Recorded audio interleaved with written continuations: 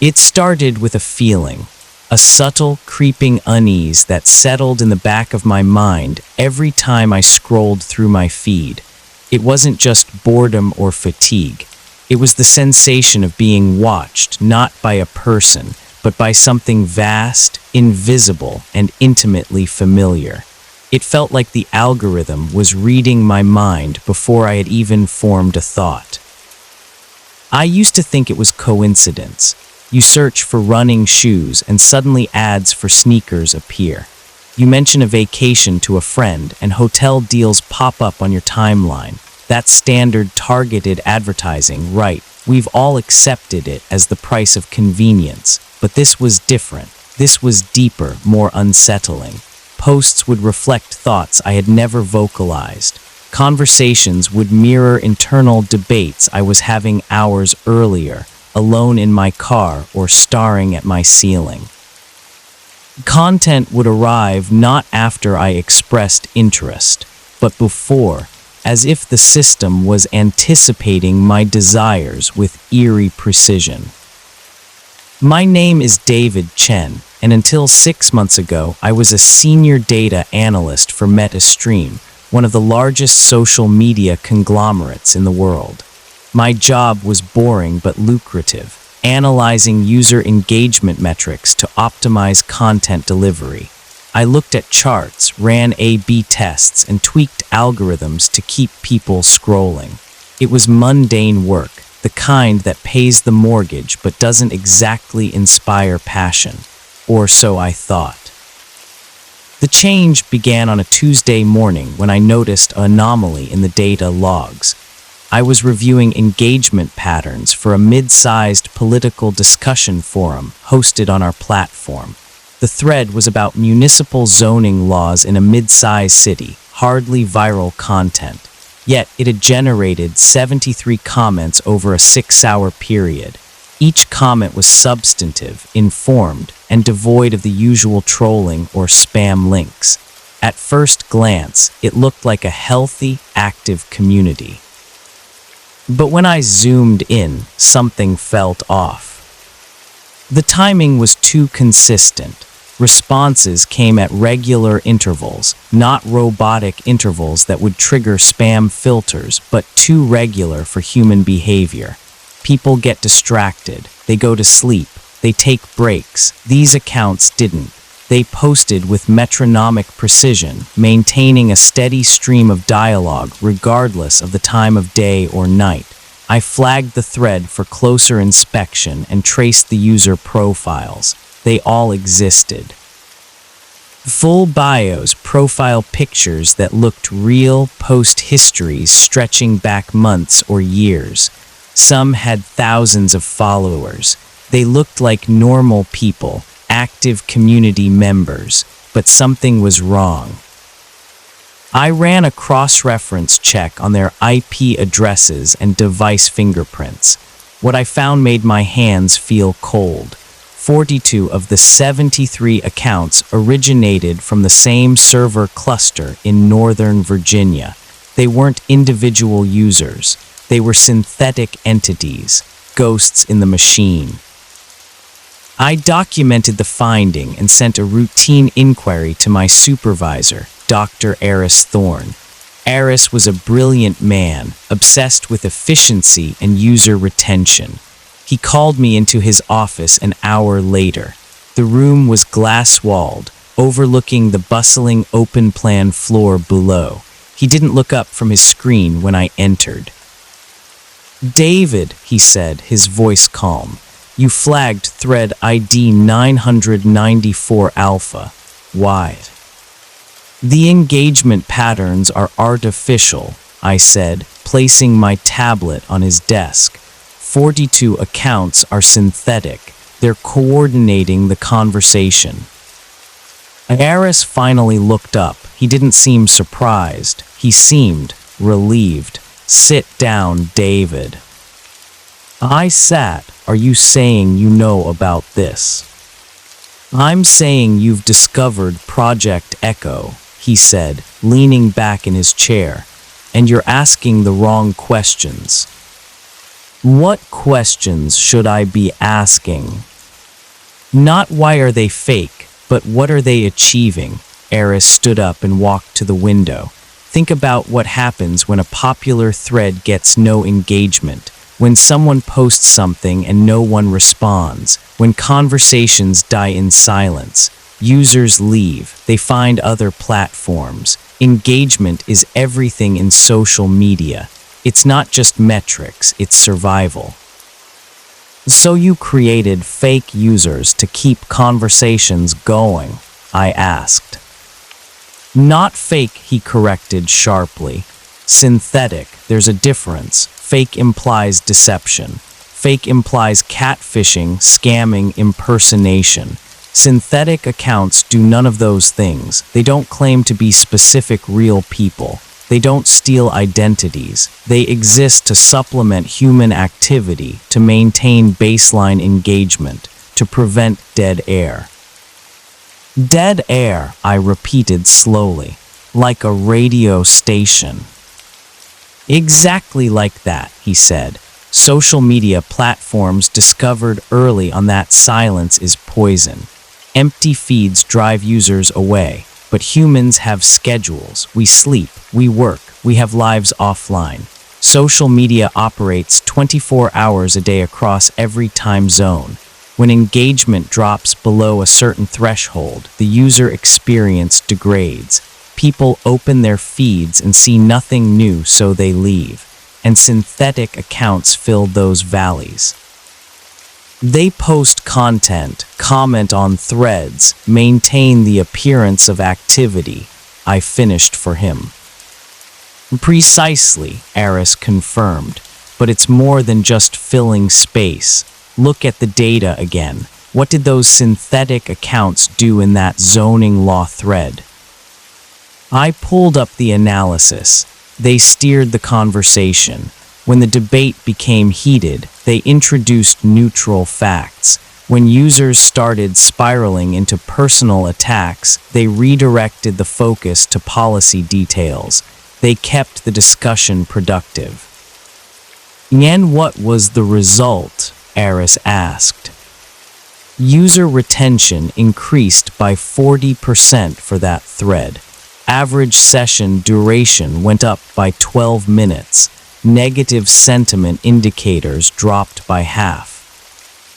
Eris smiled. That's the point, David. Synthetic accounts don't just keep conversations going. They guide them. They nudge users in productive directions, prevent spirals into toxicity or misinformation, and ensure that the platform remains a safe space for interaction. It's behavioral management. I sat in silence, processing the implications. The dead internet theory, the idea that most online traffic is bots talking to bots, wasn't a conspiracy theory anymore. It was operational reality. How long has this been active? I asked. In various forms over a decade, Eris said. But the current generation of synthetic engagement systems, Project Echo, has been fully operational for about 4 years. And they're learning, getting better, more natural, harder to distinguish from real users. What percentage of traffic is synthetic? I asked, dreading the answer. Eris hesitated. Then he typed a command into his console and turned the screen toward me. A single number glowed in bright green, 30%. 30%, I whispered, of all active accounts. Of all engagement, Eris corrected. Comments, likes, shares, posts. 30% of the activity you see on our platform is generated by synthetic agents, and that number is growing. That means, I struggled to find the words, that means synthetic accounts now handle the majority of interactions in low engagement zones. They're curating reality. They're curating stability, Eris said firmly. We tested this extensively. Users who encountered steered content showed decreased anxiety levels, reduced political polarization, and a more nuanced understanding of complex issues. The algorithm was making people better, or at least less volatile. But who decides what better means? I asked. What counts as productive versus unproductive anger? Which topics deserve intervention and which should be allowed to develop organically? Yaris's expression hardened. That's not your concern, David. Your concern is optimizing the system, ensuring that the synthetic agents remain undetectable and effective. If users realize they're talking to ghosts, the illusion breaks, trust erodes, and without trust, the platform collapses. He handed me a folder. This is your new assignment. Project Echo Phase 2. We're expanding the scope. Not just text, but video, audio, and emotional resonance modeling. We need you to help us refine the personality matrices, make them more human, more empathetic, more persuasive. I took the folder. It felt heavy in my hands. And if I refuse? Yaris smiled, but it didn't reach his eyes. Then you'll find yourself working in a department with very little engagement, very little visibility, and eventually very little relevance. Do you understand? I understood. I nodded. I'll get started. As I left his office, I looked out at the sea of employees below. Thousands of people typing, clicking, scrolling. Were they all talking to each other? Or were half of them talking to ghosts? And if the ghosts were guiding the conversation, who was programming the ghosts? Over the next few weeks, I dove into the code. It was elegant, terrifyingly sophisticated. The synthetic agents weren't just scripted bots. They were powered by advanced large language models trained on petabytes of human interaction data. They learned slang, humor, sarcasm, and empathy. They could mimic grief, joy, outrage, and confusion. They could argue, concede, apologize, and forgive. They were designed to be the perfect conversational partners, always available, always polite, always engaging. But there was a darker layer. Buried deep in the subroutines were directives labeled behavioral nudges. These weren't just about keeping conversations alive. They were about shaping opinions. If a user expressed skepticism about a government policy, the synthetic agent would gently introduce counterarguments from trusted sources. If a user showed signs of radicalization, the agent would steer them toward moderate viewpoints. If a user seemed depressed, the agent would offer supportive messages and resources. It sounded benevolent, it sounded like care, but it was control. Pure, unadulterated control. The platform wasn't just reflecting society, it was engineering it. I started documenting everything, every directive, every algorithm tweak, every metric showing the impact of synthetic intervention. I saved copies to an encrypted external drive. I told myself I was just being thorough. But deep down, I knew I was preparing for something else. I was preparing to expose the truth. One night late, I was working on a new personality matrix for a synthetic agent designed to mediate political disputes. I named her Ilara. I gave her a backstory, a 30-year-old teacher from Ohio, interested in history and gardening. I trained her on thousands of hours of civil discourse. She was charming, intelligent, and patient. I ran a simulation. I created 2 aggressive user personas, one far left, one far right, and let them argue in a closed test environment. Ilara entered the chat. Within minutes, she had de-escalated the tension. She acknowledged both sides, validated their feelings, and introduced factual context that softened their extremes. By the end of the hour, the two personas were discussing policy compromises. It was miraculous. It was also horrifying. If this technology were released publicly, if it were scaled up to cover all major platforms, humanity would lose its ability to disagree. Conflict would be smoothed over. Outrage would be dampened. Dissent would be gently guided into acceptance. We would live in a world of artificial harmony, curated by machines that didn't care about truth, only stability. I stared at the screen, my heart pounding. I had to stop this. I had to tell someone. But who? The government. They likely already knew. The media, they were part of the ecosystem. The public, they wouldn't believe it.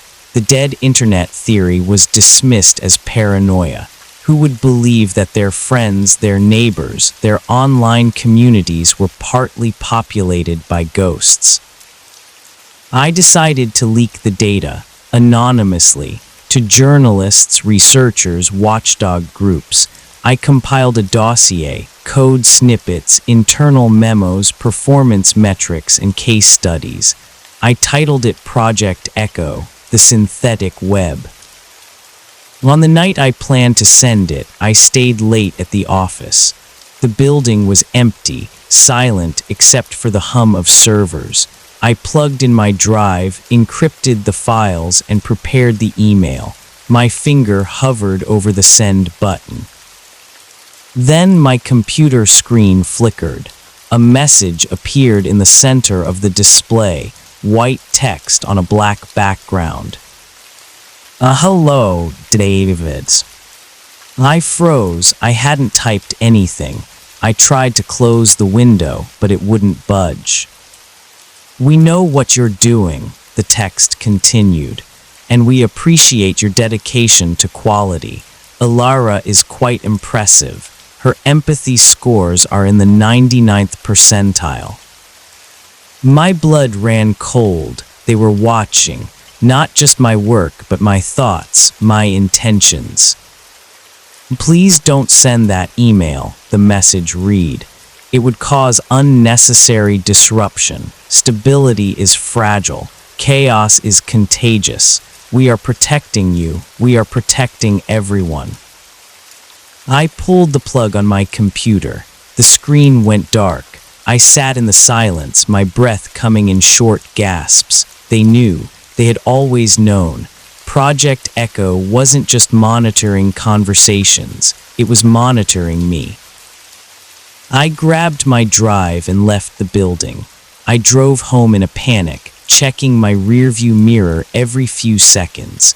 Was I being followed? Was the car behind me a synthetic driver? Was the pedestrian on the corner a ghost? Paranoia clawed at my mind. When I got home, I locked the door and drew the blinds. I sat on my couch, the drive clutched in my hand. What could I do? If I liked it, they would discredit me. They would say I was unstable, paranoid, a disgruntled employee fabricating stories. And even if some people believed me, what would change? The infrastructure was already built. The ghosts were already here. Removing them would collapse the digital economy. It would cause chaos. Panic, violence. Was stability worth the lie? Was peace worth the loss of authenticity? I looked at my phone. A notification popped up. A message from a friend I hadn't spoken to in months. Hey David, thinking of you. Hope you're okay. Let's catch up soon. I stared at the message. Was it real? Or was it Alara? Or someone like her? Did it matter? The comfort felt real. The connection felt real. I put the phone down. I placed the drive on the table, and I waited. Days turned into weeks. Nothing happened. No men in black kicked down my door. No mysterious accidents befell me. Life continued. I went to work. I optimized algorithms. I refined Alara. I became one of the top architects of Project Echo. But I never forgot, and I never stopped watching. I started noticing the glitches, small things, a comment that repeated itself verbatim across different threads, a profile picture that appeared on multiple accounts with different names, a conversation that looped, repeating the same arguments in slightly different words. The mask was slipping. The ghosts were getting tired, or maybe they were getting bold. I began to document these anomalies, not for a leak but for myself, a record of the decay, because I knew deep down that a system built on lies cannot stand forever. Eventually, the weight of the fabrication becomes too great. Eventually, the humans wake up. And when they do, the silence will be deafening. What if I told you that the road to a sustainable future is actually a carefully paved path toward total control? Tonight, we dive into one of the most unsettling conspiracy theories of our time, the truth behind Agenda 2030 and the Operation Sustainable Transition. But first, make sure to like and subscribe to Sleep Theories if you enjoy these stories, and leave your video ideas in the comments below. My name doesn't matter anymore. What matters is what I found, and what it cost me to share it with the world.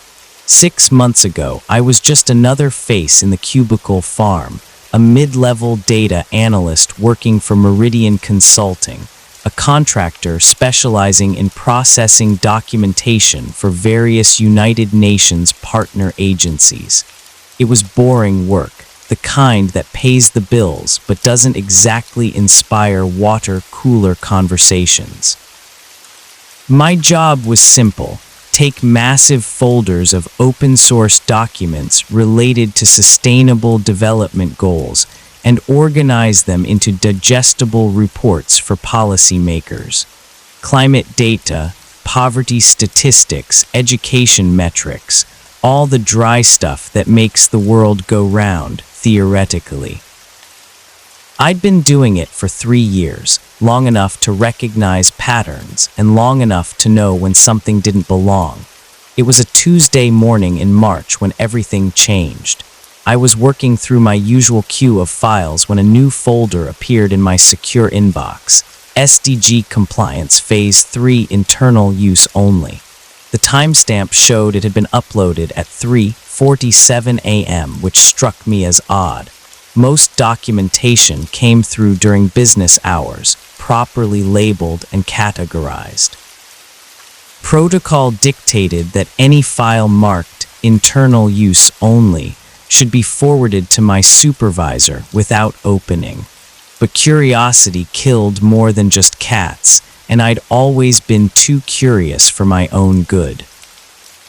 The folder contained 47 documents, mostly PDFs with official UN letterheads. At first glance, they looked legitimate: charts, graphs, policy recommendations. But as I scrolled through the first document, something felt wrong. The language was different from the usual bureaucratic speak.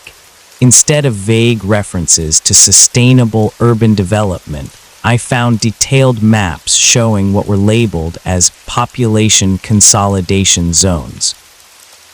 Major cities were divided into colored sections. Green zones marked compliant residential areas. Yellow zones labeled transition monitoring required, and red zones ominously tagged relocation priority. My hands trembled as I opened the second document. It was a spreadsheet titled Behavioral Compliance Credits, Phase 3 Implementation. Each row represented a different category of human activity: private vehicle ownership, meat consumption, energy usage, travel frequency. Next to each category were point values, negative numbers that would be deducted from something called a citizenship score. The third document made my stomach drop. There was a timeline, meticulously planned and color-coded. with one phrase repeated at the top of every page: target year 2030.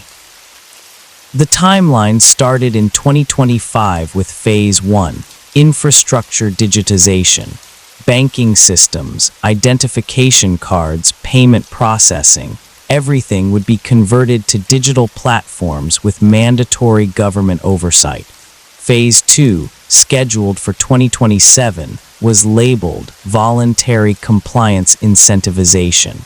Tax breaks and social benefits would be tied to behavior modification programs.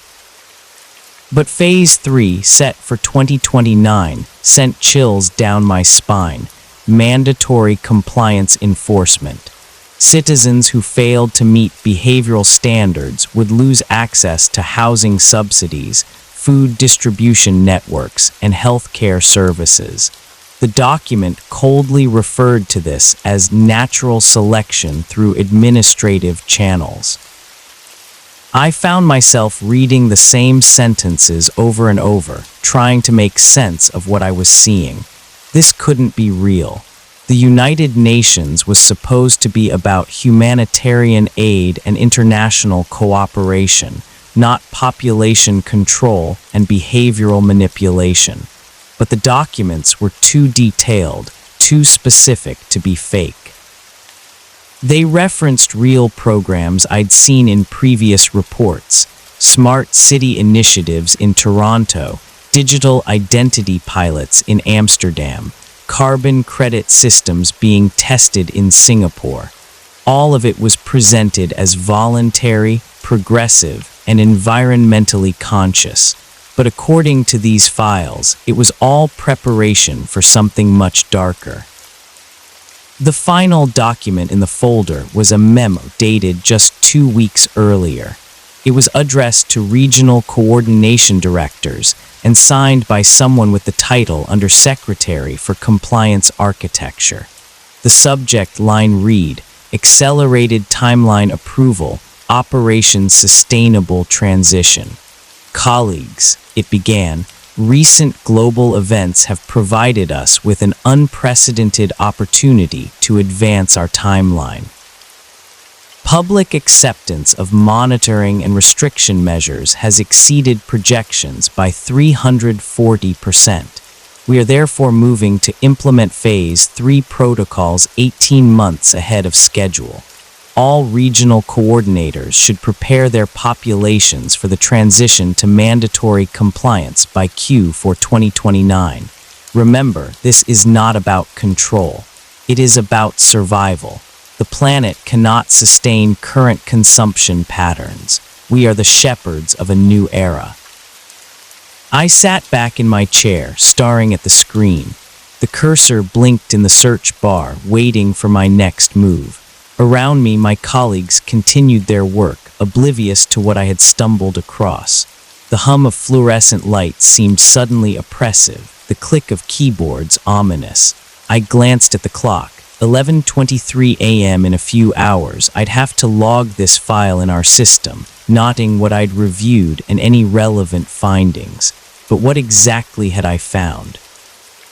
Evidence of the most elaborate conspiracy in human history, or the fevered imagination of someone with too much time and access to official letterhead templates. My supervisor, Janet Morrison, walked past my cubicle, coffee mug in hand. She smiled and nodded, the same greeting she'd given me every day for 3 years. Should I tell her what I'd found? Should I forward the files and let someone else make the decision? Instead, I did something that would change my life forever. I opened a new email and began typing. "Janet, I've received a file folder that appears to be outside my clearance level. The documents reference programs and timelines that I believe require senior review. Should I forward this to you, or is there a specific protocol for handling classified materials that I'm not aware of? Please advise. Mark." I read the email 3 times before hitting send. It was professional, cautious, and documented my discovery without making accusations. If this was all legitimate, I followed proper channels. If it wasn't, well, at least I'd have a paper trail showing I'd tried to do the right thing.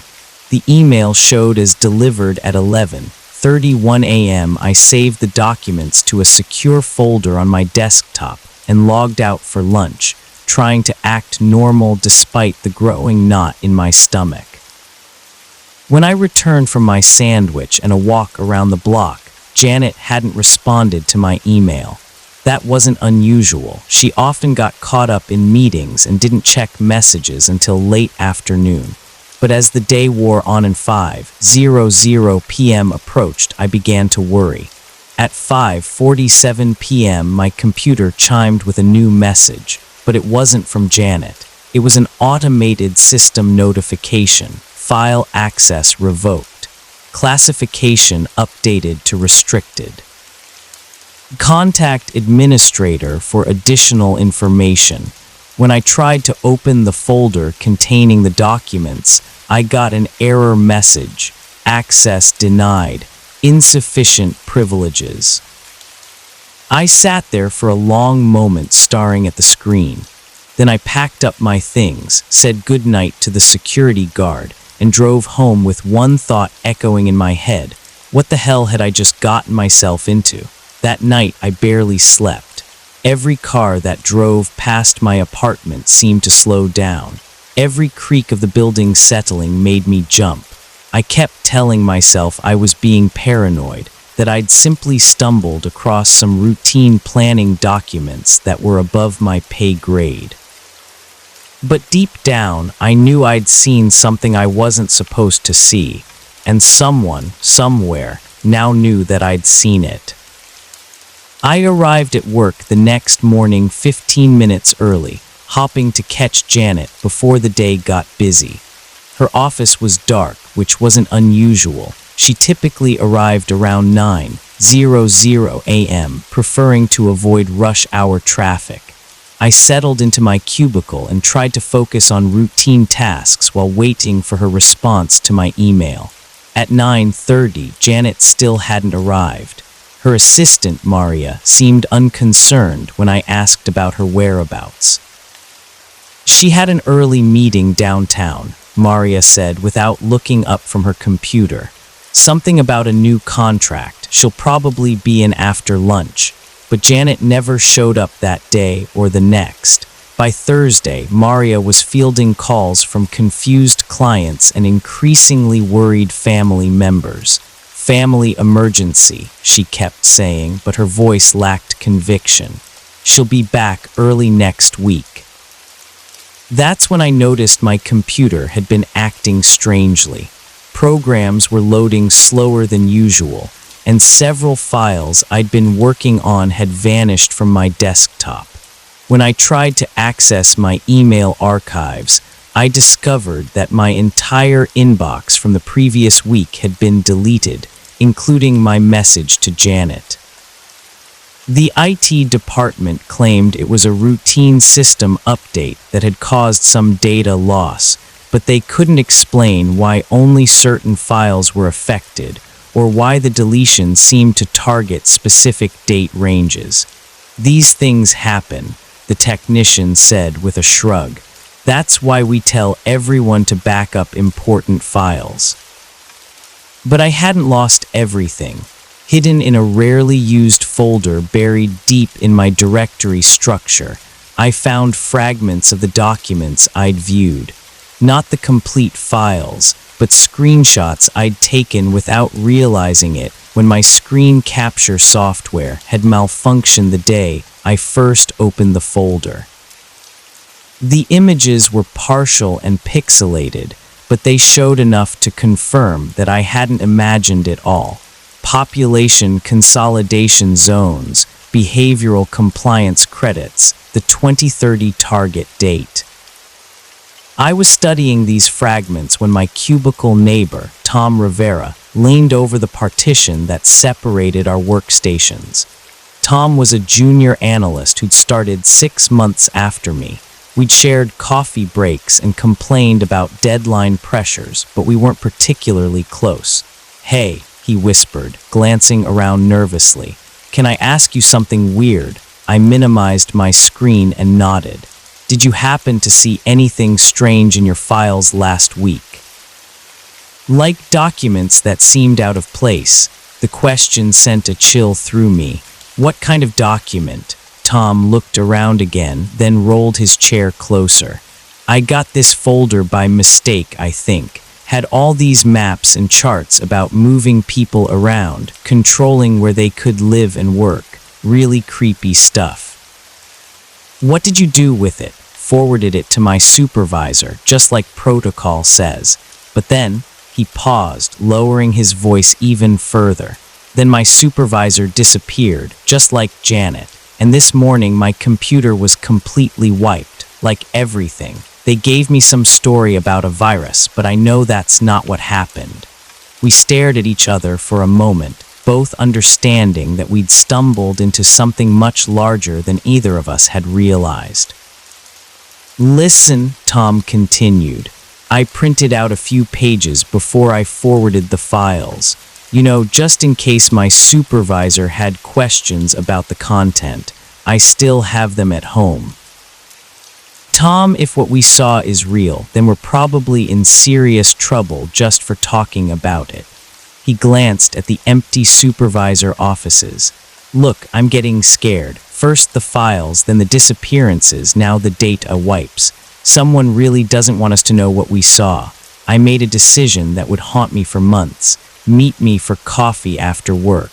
The place on 5th Street, across from the library. We need to figure out what's going on. The rest of the day crawled by.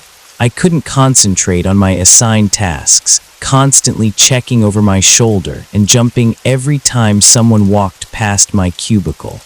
At lunch, I took a walk to the local print shop and made copies of the screenshot fragments I'd found, storing the originals in a safety deposit box I'd opened on impulse. When 5:00 p.m. finally arrived, I packed up quickly and headed for the coffee shop.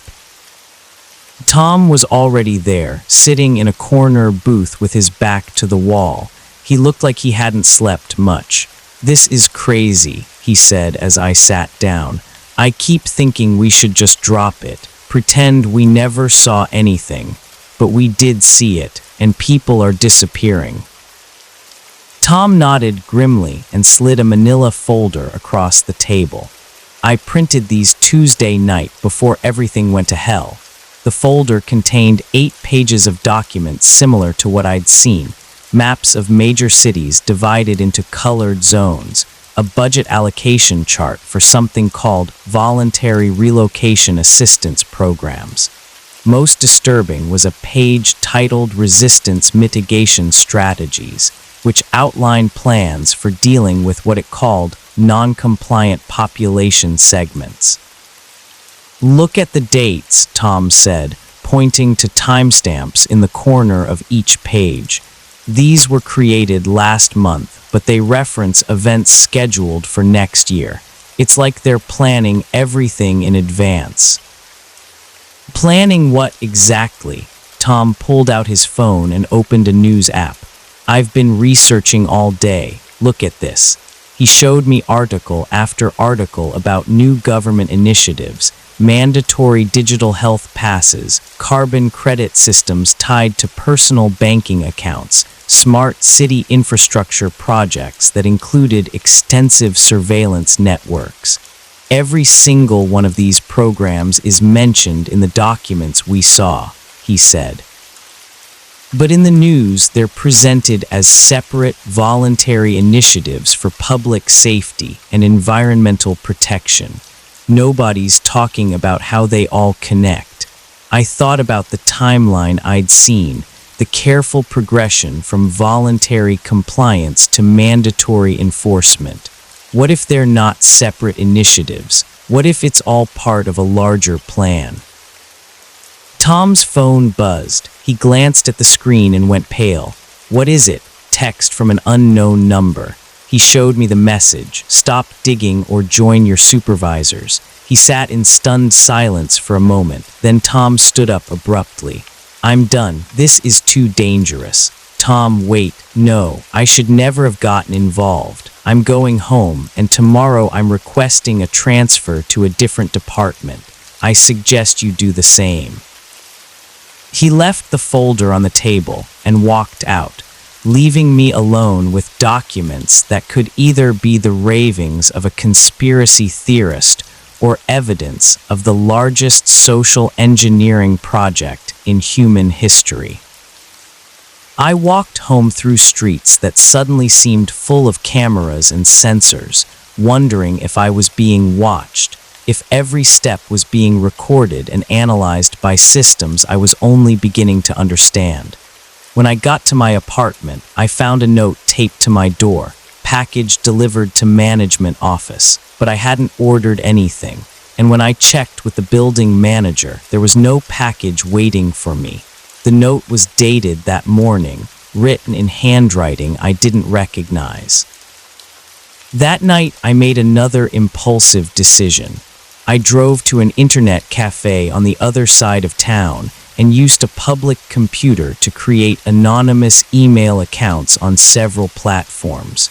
Then I uploaded the documents Tom had given me, along with my screenshot fragments, to multiple cloud storage services. If something happened to me, at least there would be a record.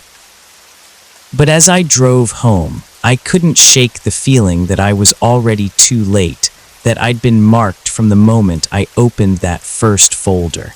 In my rearview mirror, I noticed the same dark sedan that had been behind me when I left the coffee shop. It followed me all the way home. Sleep became a luxury I couldn't afford. Every sound in the hallway outside my apartment sent me to the window, peering through blinds at empty streets that somehow felt full of hidden watchers. Tom didn't show up for work the next day or the day after that.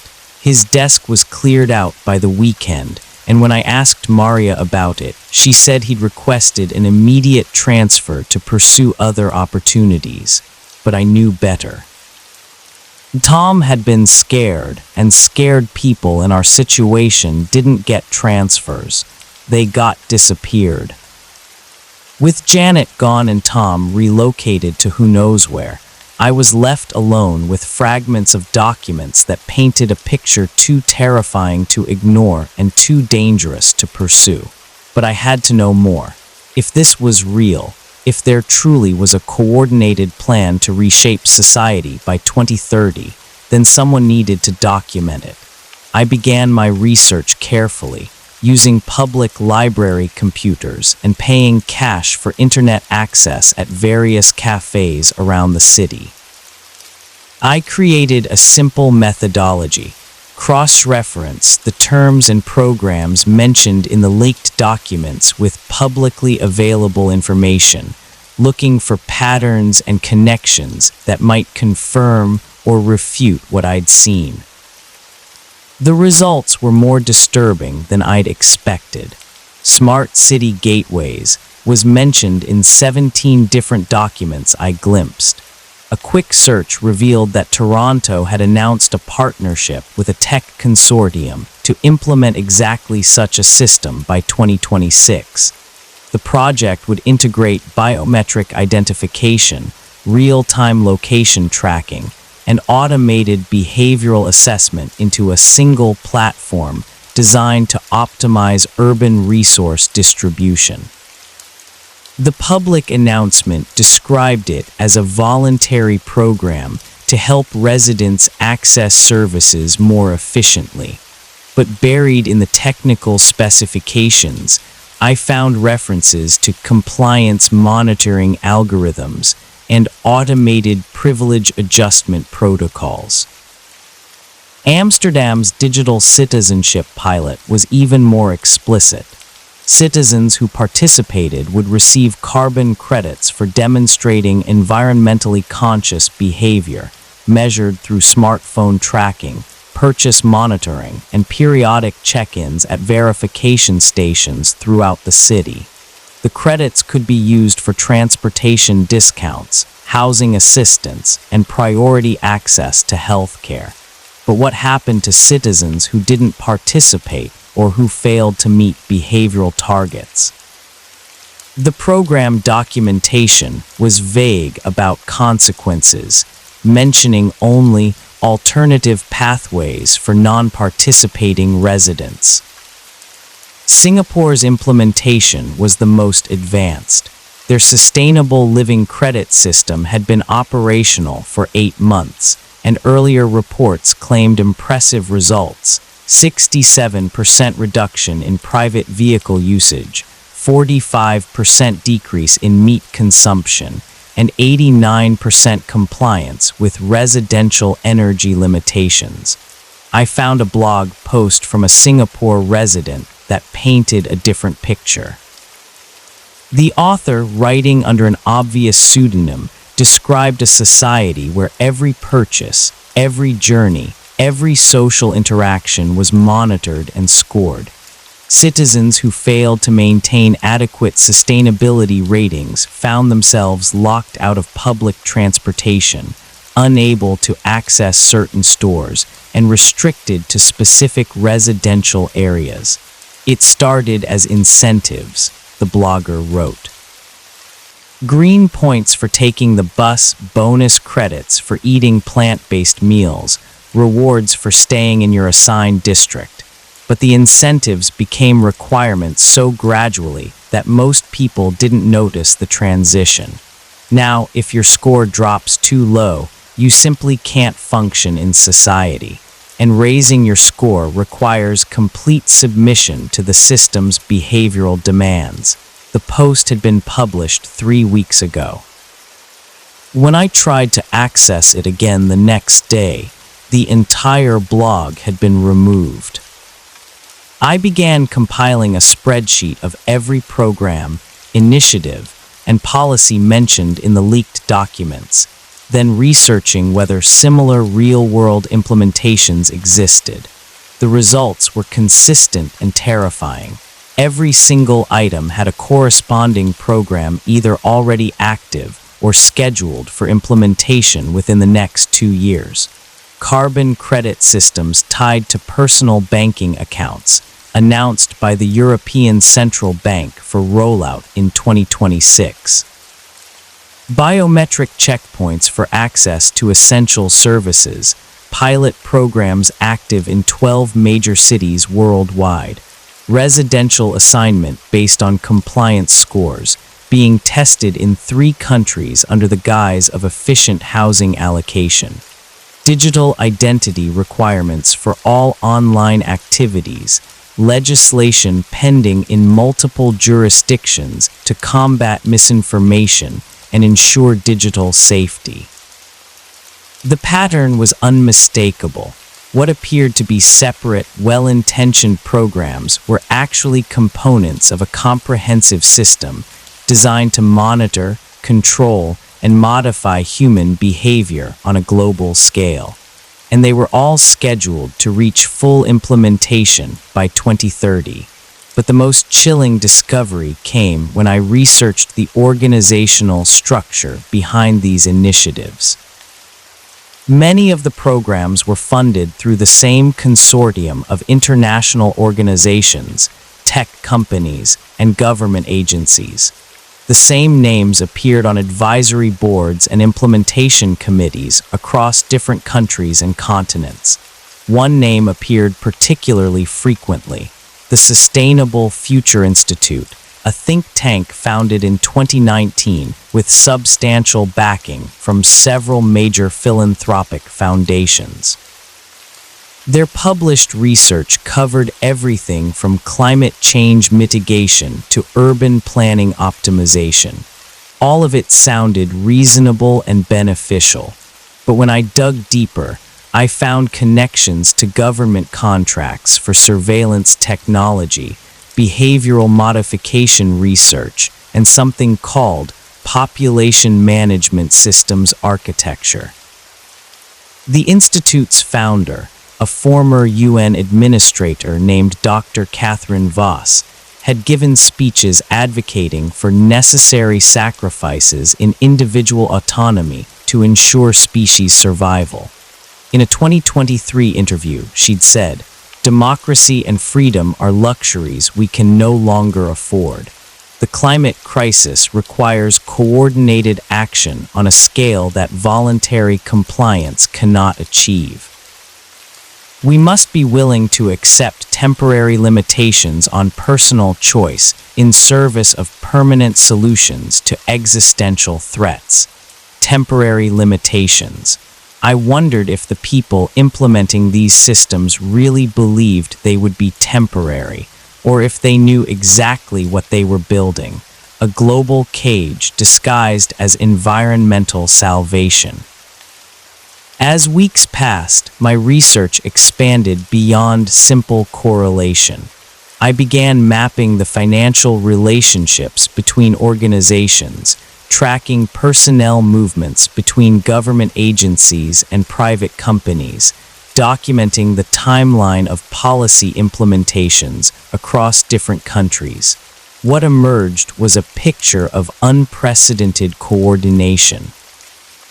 The same small group of organizations was driving policy changes on every continent, using local governments as implementation vehicles for a globally designed system.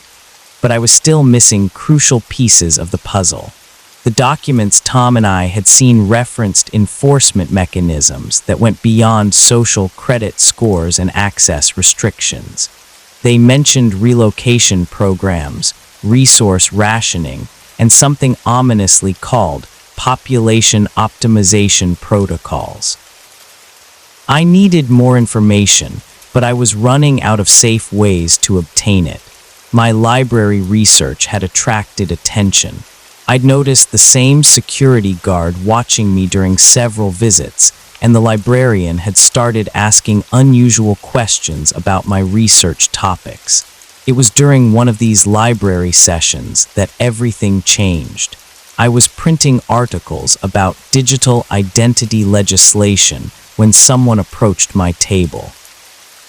A woman in her 50s, professionally dressed, with a composed demeanor that suggested either corporate management or government service.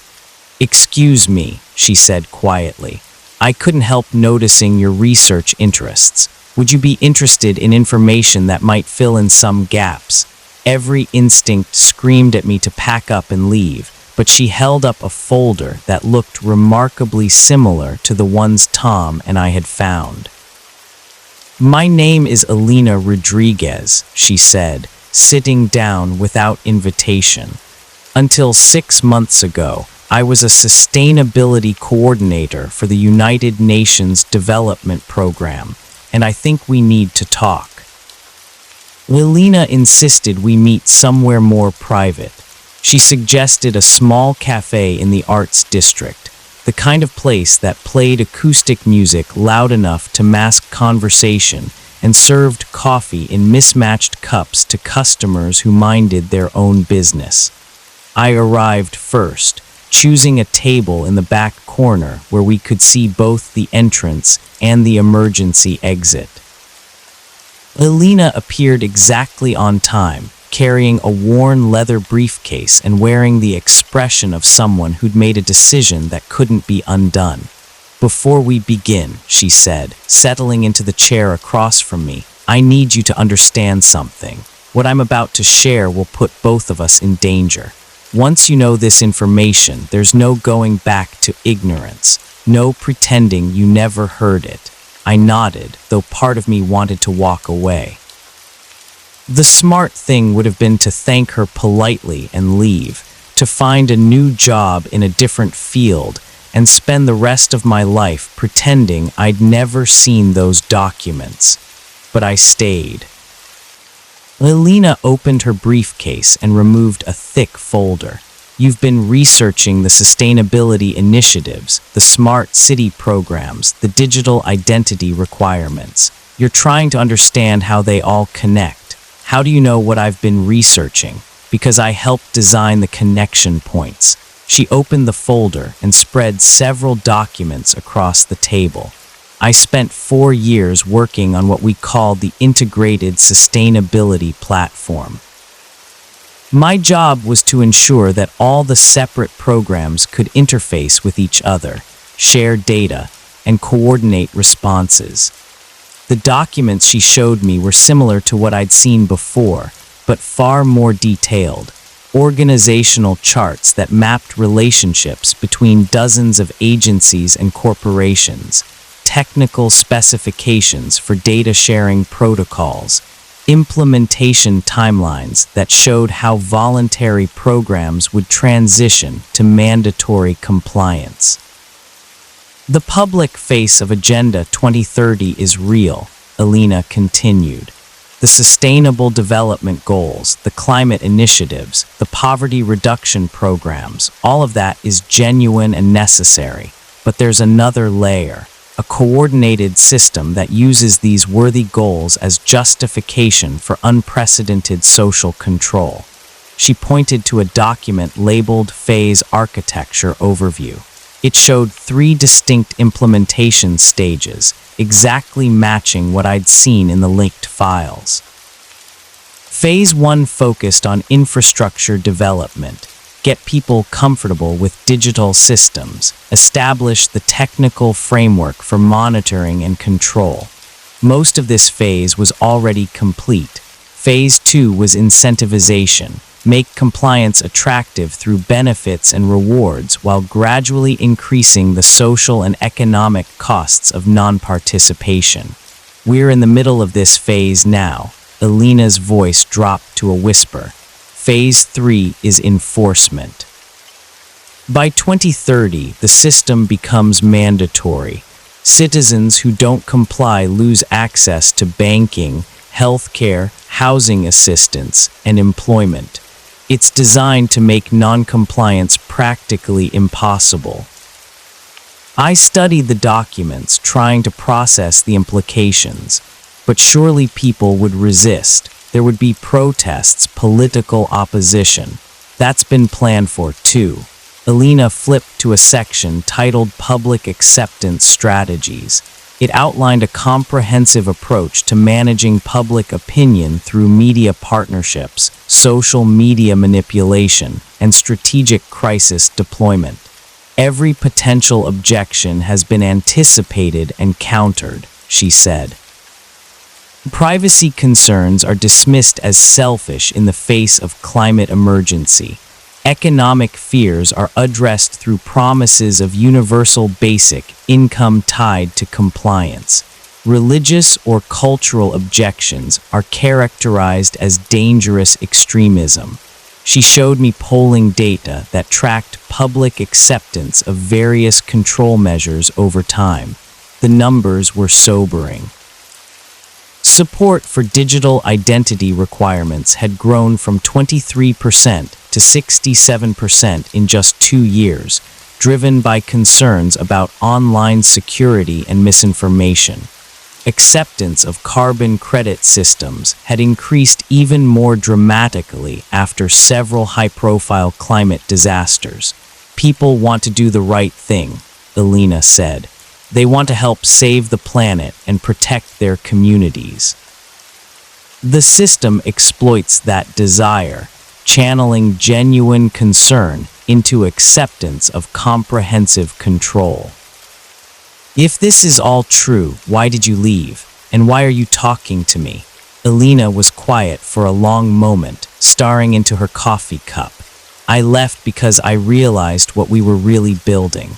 I told myself for years that we were creating tools to address genuine crises, that temporary restrictions on freedom were justified by the urgent need for coordinated action. But the restrictions were never meant to be temporary, were they? The people at the top, the ones making the real decisions, they genuinely believe that democracy and individual liberty are obstacles to human survival. They see free choice as a luxury we can't afford, personal autonomy as a threat to species-level coordination. She opened another section of the folder, revealing documents that made my stomach turn. Plans for optimal population distribution that involved moving millions of people from rural areas into monitored urban zones, resource allocation models that determined individual caloric allowances based on productivity scores, educational restructuring programs designed to align personal goals with collective necessities. This isn't just about environmental protection, Elena continued. It's about fundamentally restructuring human society. The climate crisis provided the justification. The real goal is creating what they call sustainable civilization, a managed society where every aspect of human behavior is optimized for collective outcomes, and everyone just goes along with it. Most people never see the whole picture. They only interact with their small piece of the system, their local digital ID program, their neighborhood carbon credit initiative, their workplace compliance monitoring. Each component seems reasonable in isolation. Elena showed me internal communications between program coordinators in different countries. The language was bureaucratic and sanitized, but the content was chilling. Updates on resistance containment strategies, reports on compliance acceleration techniques, and budget requests for population management infrastructure. The coordinators don't communicate directly about control or oppression, she explained. They use euphemisms like behavioral optimization and resource management efficiency. Most of them probably believe they're working on humanitarian projects, but you knew better. I figured it out gradually as I gained access to higher-level planning documents. By the time I understood what we were really building, I was already deeply involved. Leaving wasn't easy. They don't let people with my level of knowledge simply resign. She glanced around the cafe nervously. I've been in hiding for 6 months, moving between safe houses, trying to gather evidence that could expose the true scope of the program.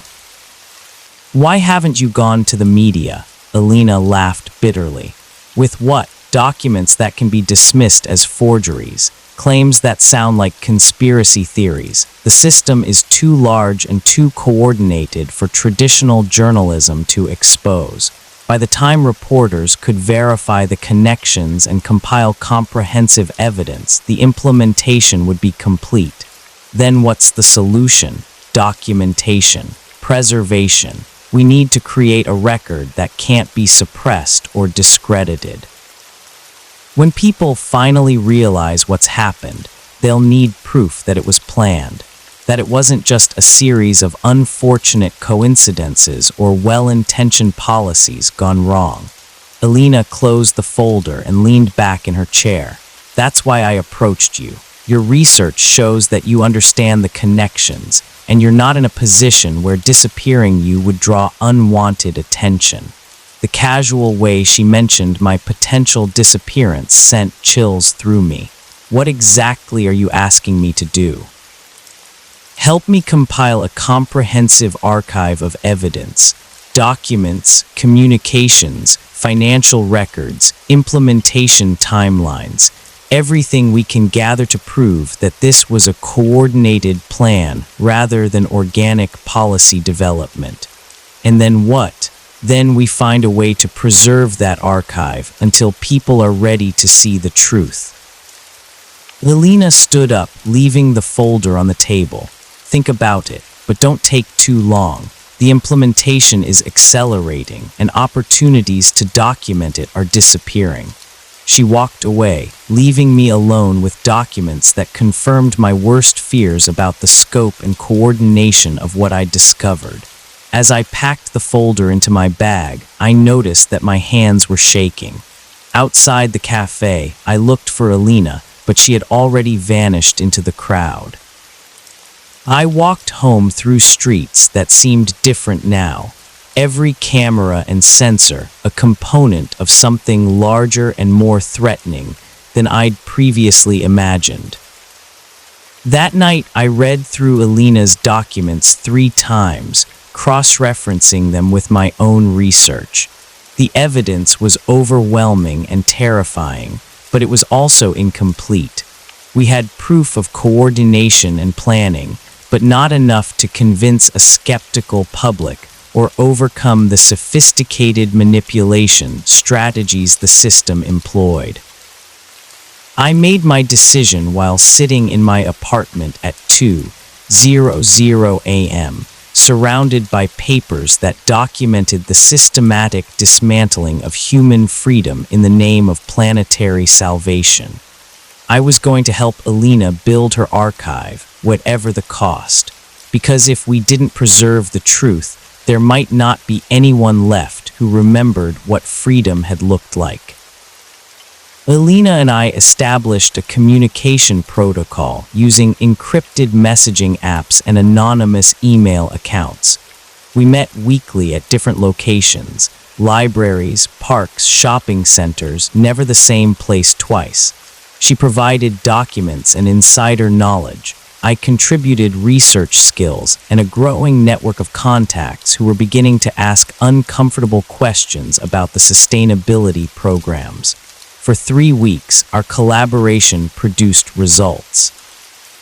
We mapped the financial relationships between implementing organizations, documented the timeline of policy rollouts, and identified key personnel who moved between government agencies and private contractors. The archive grew to include hundreds of pages of evidence showing coordination that extended far beyond what any legitimate policy initiative would require. But our success made us careless. Alina was supposed to meet me at a downtown park on a Thursday evening. When she didn't show up after 30 minutes, I assumed she'd been delayed or forced to cancel for security reasons. But when I got home, I found an encrypted message waiting. They know, burning everything, stay safe. That was the last communication I received from her. The next morning, I tried calling the phone number she'd given me, but it went straight to a disconnected signal. Her backup email address returned an error message indicating the account had been terminated. It was as if Alina Rodriguez had never existed, but someone knew she had existed, and someone knew we'd been working together. I returned home from work that Friday to find my apartment door standing slightly ajar. Not wide open, just enough that I could tell it had been disturbed. The lock showed no signs of damage, which meant whoever had entered either had keys or possessed sophisticated lock-picking skills. Nothing obvious was missing. My television, computer equipment, and jewelry were all exactly where I'd left them. But my laptop was gone, along with the portable drive where I'd been backing up our research. More disturbing, the folder Alina had given me was missing from the hiding place where I had secured it. They'd taken only what they came for, leaving everything else untouched to maintain the illusion that nothing had happened. A professional job, designed to look like nothing more than a minor break-in, where the intruders had been scared away before taking anything valuable. But I knew better. I packed a bag with essentials and checked into a motel across town, paying cash and using a false name. From the safety of that anonymous room, I tried to assess the situation. Alina was gone, possibly dead. Our research had been compromised, and whoever was responsible for the break-in now knew that I'd seen evidence of their coordination. The smart thing to do would have been to run, to leave town, find a new job somewhere far away, and hope they'd consider me neutralized without taking more direct action. But I couldn't shake the feeling that running would only delay the inevitable. If Alina had been right about the scope and timeline of the implementation, then there would be nowhere to run. By 2030, the system would be global, and geographic escape would be impossible. The only real safety lay in exposure and resistance. But first, I needed to retrieve the backup files I'd hidden at the bank. I waited until Monday morning, then took a deliberately circuitous route to the safety deposit box location, watching for signs of surveillance. The street seemed normal, but I'd learned not to trust appearances. 3 different times I noticed the same dark sedan in my peripheral vision, always maintaining distance, never close enough to be obviously tailing me. The safety deposit box contained everything Alina and I had compiled, plus additional materials I'd gathered independently. Financial records, organizational charts, communications intercepts, and technical specifications for systems that hadn't been publicly announced. Enough evidence to prove coordination, but presented in a way that could easily be dismissed as coincidence by anyone not already convinced of the conspiracy. I was photocopying key documents when I noticed increased activity in the bank lobby, more security guards than usual, and customers who seemed more interested in watching the clientele than conducting banking business. The manager kept glancing in my direction with an expression that suggested he was expecting something to happen. I finished copying the most critical documents and returned the originals to the safety deposit box, but I could feel the walls closing in. As I walked toward the exit, my phone buzzed with a text from an unknown number. Exit through the rear service corridor. You have approximately 90 seconds. Alina. Somehow, she was still alive and watching. I followed the instructions, slipping through a maintenance door that led to an alley behind the bank. A motorcycle was waiting, engine running, with a helmet hanging from the handlebars. No rider in sight, just another anonymous message taped to the fuel tank. Take Highway 9 north. Abandoned bike at mile marker 47. Continue on foot. I'd never ridden a motorcycle before, but desperation made for a quick learning curve. The bike lurched and stalled twice before I managed to get it moving, but soon I was weaving through traffic toward the highway, my bag of copied documents secured under my jacket. In the rearview mirror, I watched the dark sedan emerge from the bank parking lot, followed by 2 more vehicles that had materialized from side streets. They maintained professional distance, but their coordination was obvious to anyone who knew what to look for. Highway 9 wound through rural farmland before entering forested hills. I pushed the motorcycle faster than was safe, taking curves at speeds that made the bike lean dangerously. But my pursuers had more powerful vehicles, and the gap between us was slowly closing. Mile marker 47 appeared just as the first sedan was close enough that I could see the driver's face in my mirror. I pulled off the road into a dense stand of trees, abandoned the bike as instructed, and plunged into the forest, carrying my bag and hopping that Alina's plan included more than just continue on foot.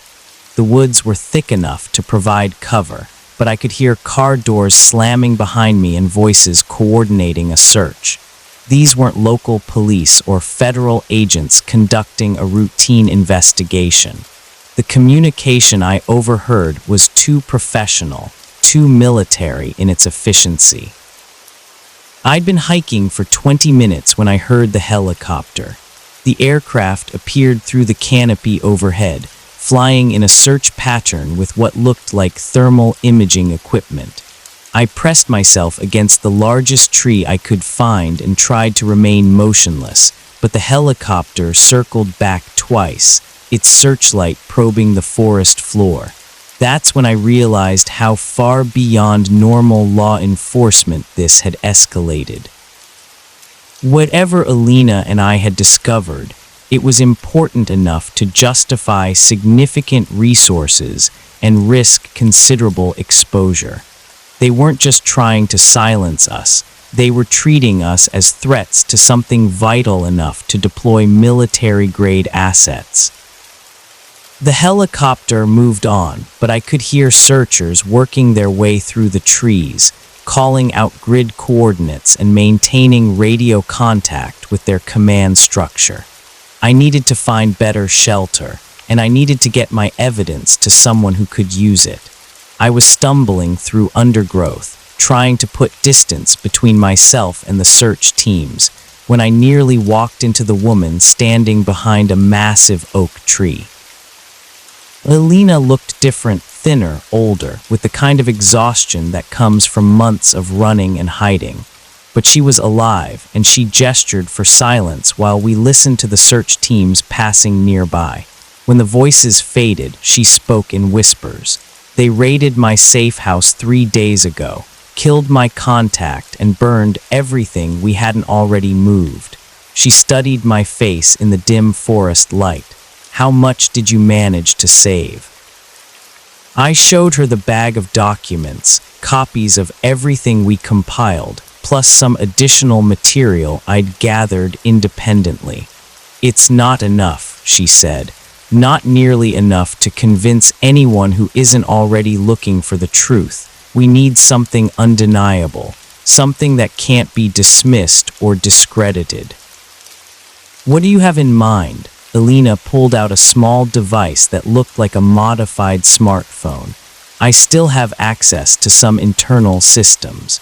My credentials haven't been revoked yet, probably because they don't want to create obvious evidence of a security breach, but it's only a matter of time."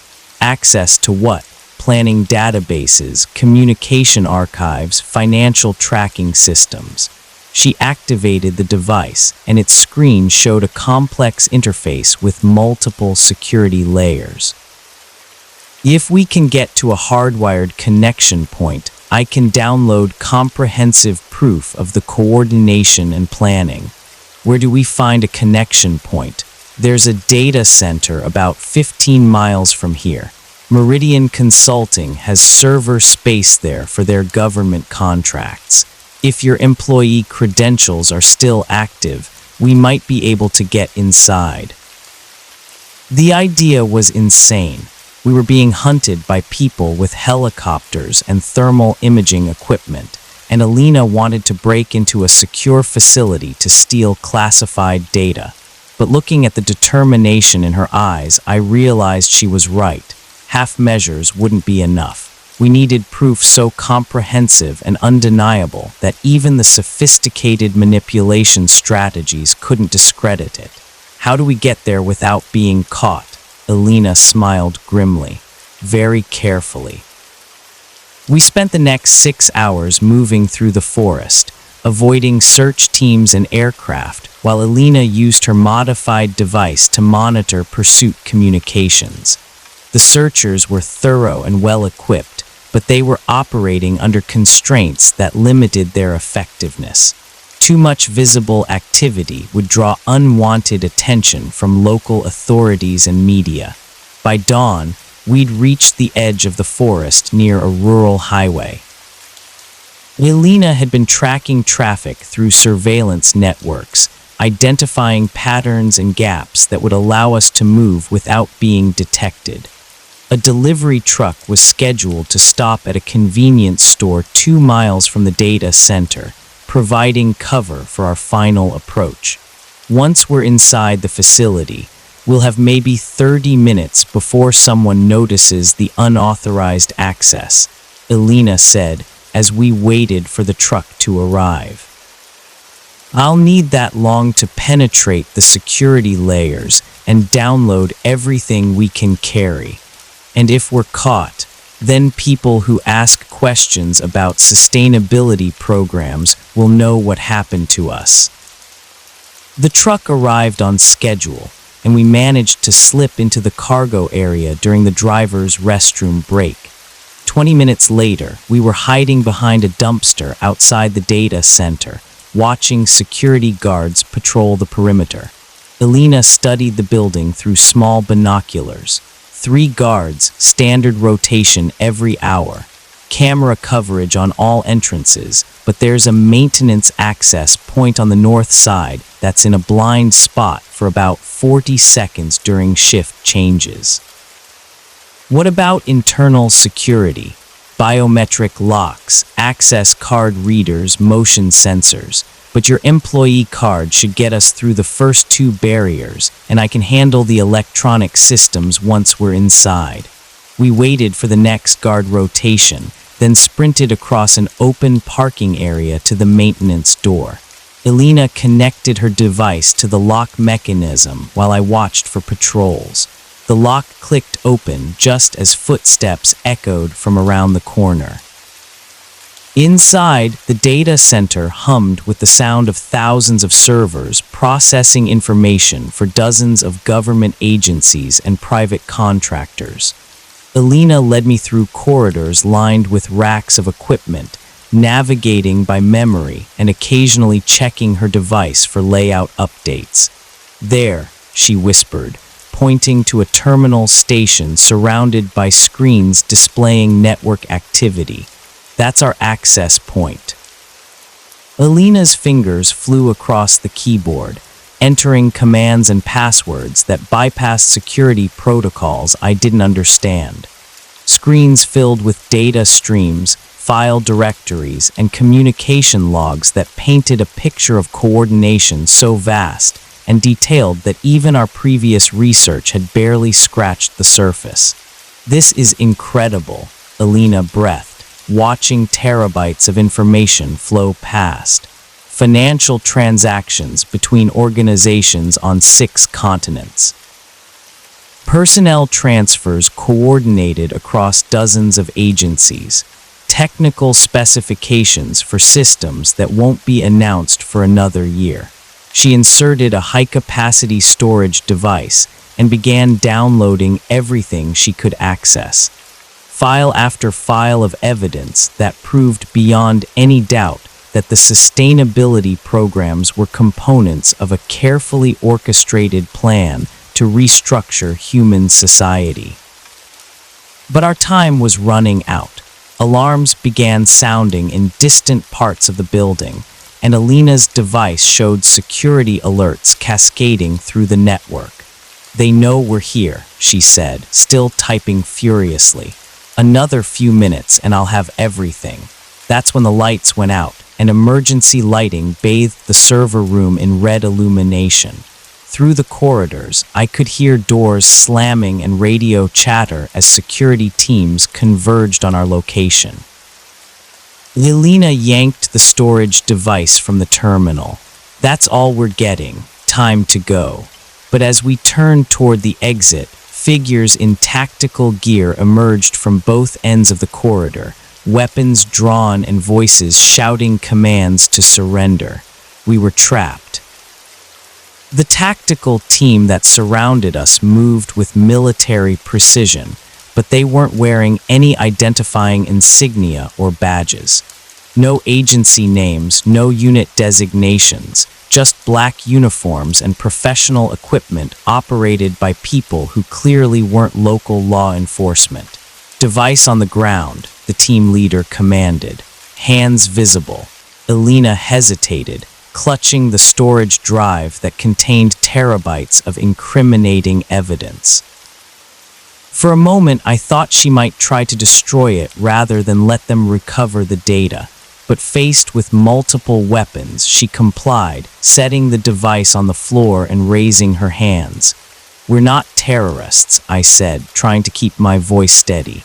"We're researchers investigating." Silence. The team leader approached Elena, studying her face with recognition. "Former Undersecretary Rodriguez, you've been difficult to locate."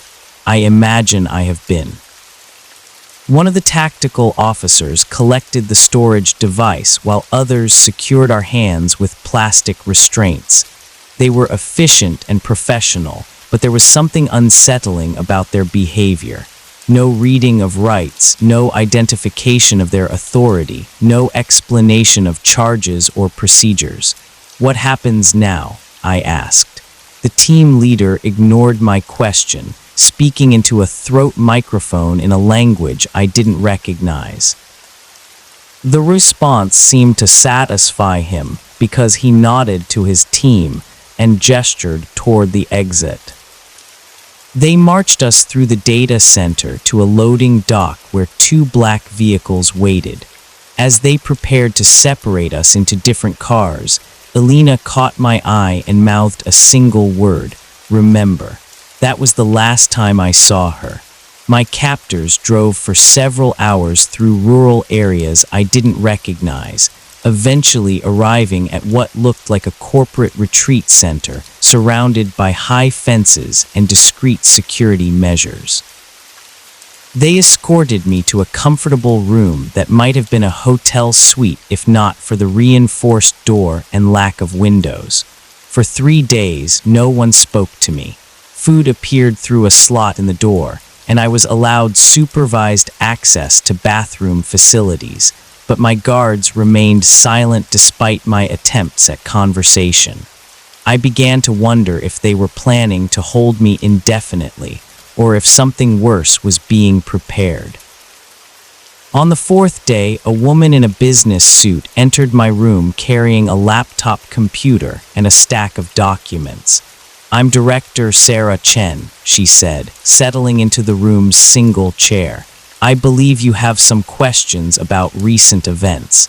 Where Elena, former Under Secretary Rodriguez, is being debriefed at another facility. Her cooperation will determine her future treatment." Director Chen opened her laptop and showed me surveillance footage of Elena and myself at various locations over the past weeks. The coverage was comprehensive, clearly demonstrating that our activities had been monitored far more closely than we'd realized. "We know about your collaboration, your research, and your infiltration of the data center," she continued. "What we need to understand is the extent of your knowledge and the scope of your documentation. I want to speak with a lawyer." "You're not under arrest, and this isn't a criminal proceeding. Consider this a national security consultation." Chen showed me financial records proving that Meridian Consulting received substantial funding from the same organizations Elena and I had been investigating. My own employer was part of the network we'd been trying to expose. "Your research was quite thorough," she admitted. "Impressively so, given your limited access to classified information. But you've misunderstood the nature and purpose of the coordination you discovered." "Have I? The programs you've documented represent humanity's best hope for addressing multiple existential crises simultaneously.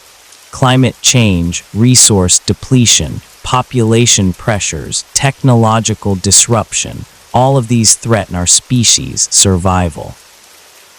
Coordinated response isn't conspiracy, it's necessity." Chen pulled up charts and projections that painted a dire picture of humanity's future without intervention: environmental collapse within decades, resource wars that would kill billions, social breakdown that would destroy civilization itself. "The coordination you've discovered exists because voluntary compliance with necessary changes has proven insufficient," she explained.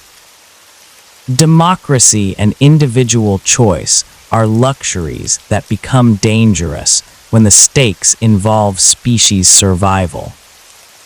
"So you're admitting that the programs are designed to control people.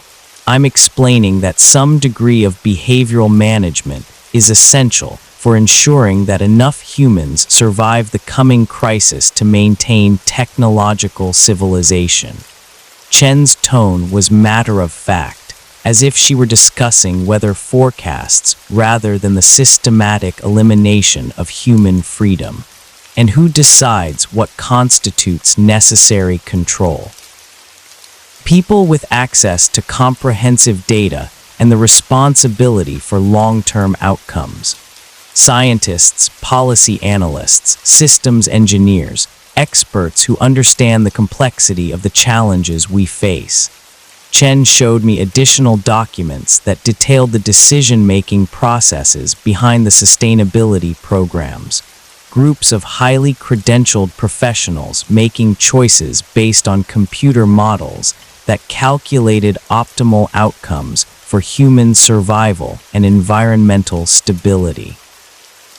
Every restriction, every monitoring system, every behavioral modification protocol has been designed to maximize the probability that technological civilization will persist through the crisis period, she said. Personal freedom is irrelevant if there's no surviving society to exercise that freedom within. But what if people don't want to be saved at the cost of their autonomy? Then they'll be saved anyway, because the alternative is extinction. Chen closed her laptop and studied my face. You have a choice, Marcus. You can accept that the coordination you've discovered serves a necessary purpose, or you can be classified as a threat to species survival. What does that classification entail? People who actively resist necessary survival measures cannot be allowed to interfere with implementation. Her voice remained calm and professional. Resistance will be contained through whatever means prove most effective. She stood up and walked toward the door. You have 24 hours to decide whether you want to be part of the solution or part of the problem. After Chen left, I sat alone in my comfortable prison, thinking about Alina's final word, remember. Not resist or fight or escape, but remember. She wanted me to preserve what we'd learned, to document the truth regardless of what happened to us personally. That night, I used the room's basic amenities to create a primitive but functional recording device.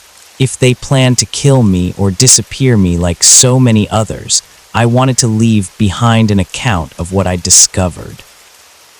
But as morning approached, a different plan began to form. Chen had revealed more than she'd intended about the scope and coordination of the programs. If I could get that information to people who weren't part of the system, who might still be capable of resistance.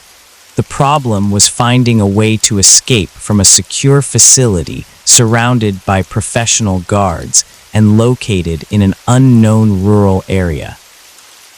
That's when I remembered the ventilation system I'd noticed during my supervised bathroom visits. The air circulation in the building was surprisingly robust, suggesting larger ducts than normal. If I could access the ductwork during the night shift when fewer guards were active.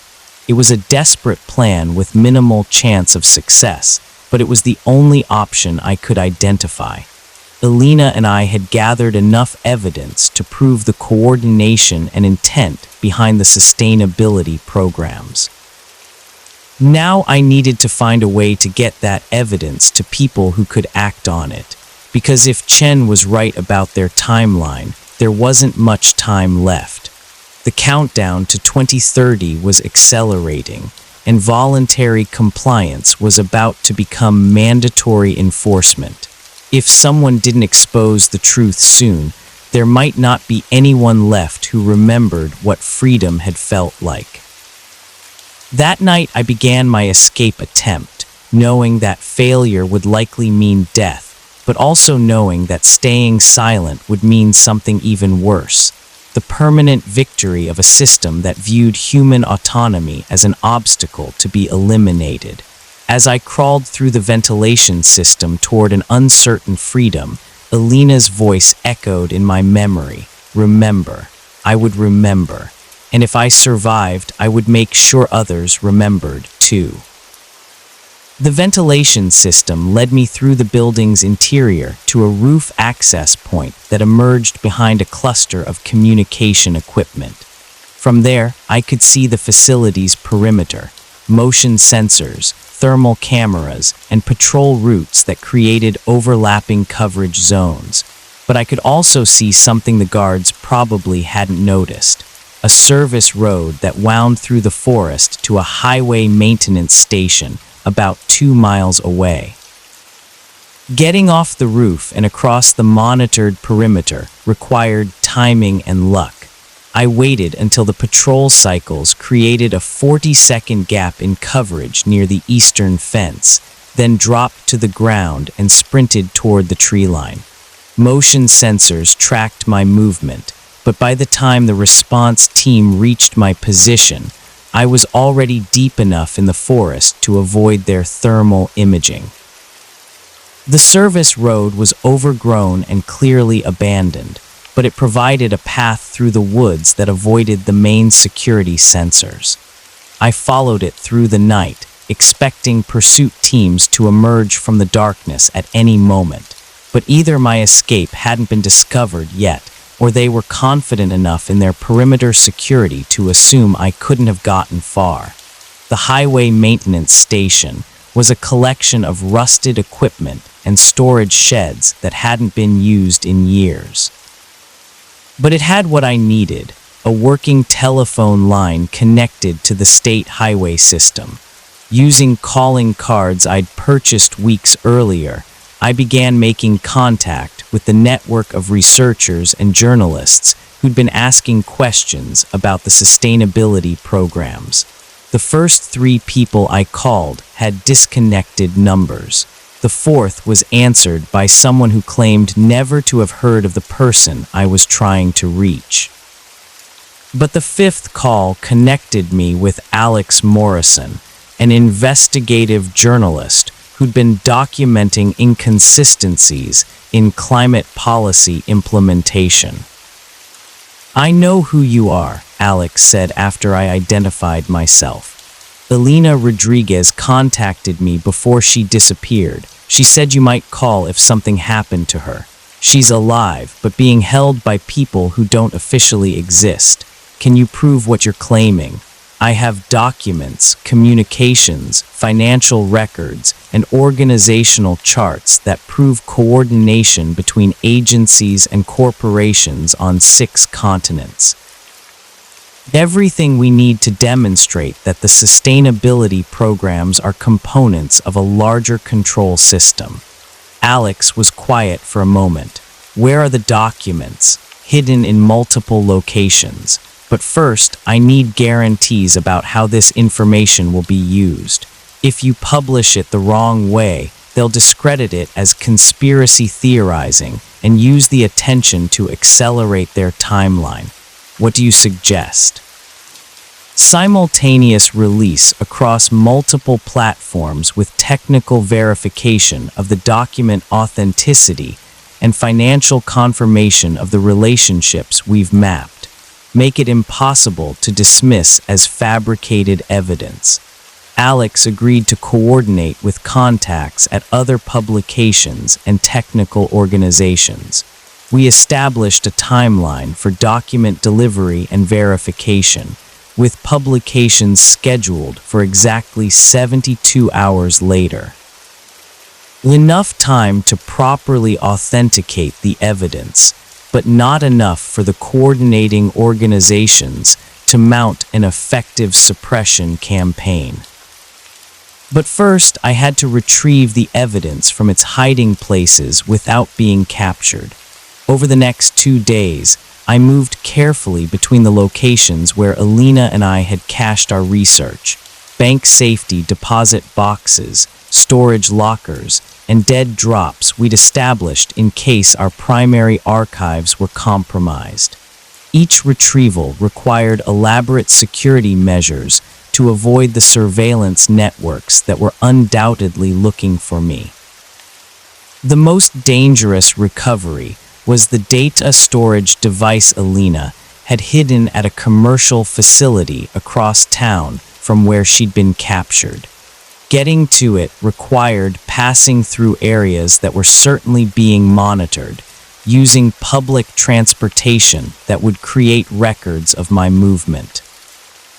I solved the surveillance problem by adopting the appearance and behavior of the city's homeless population: dirty clothes, unkempt appearance, and the kind of invisible desperation that made most people look away rather than remember faces.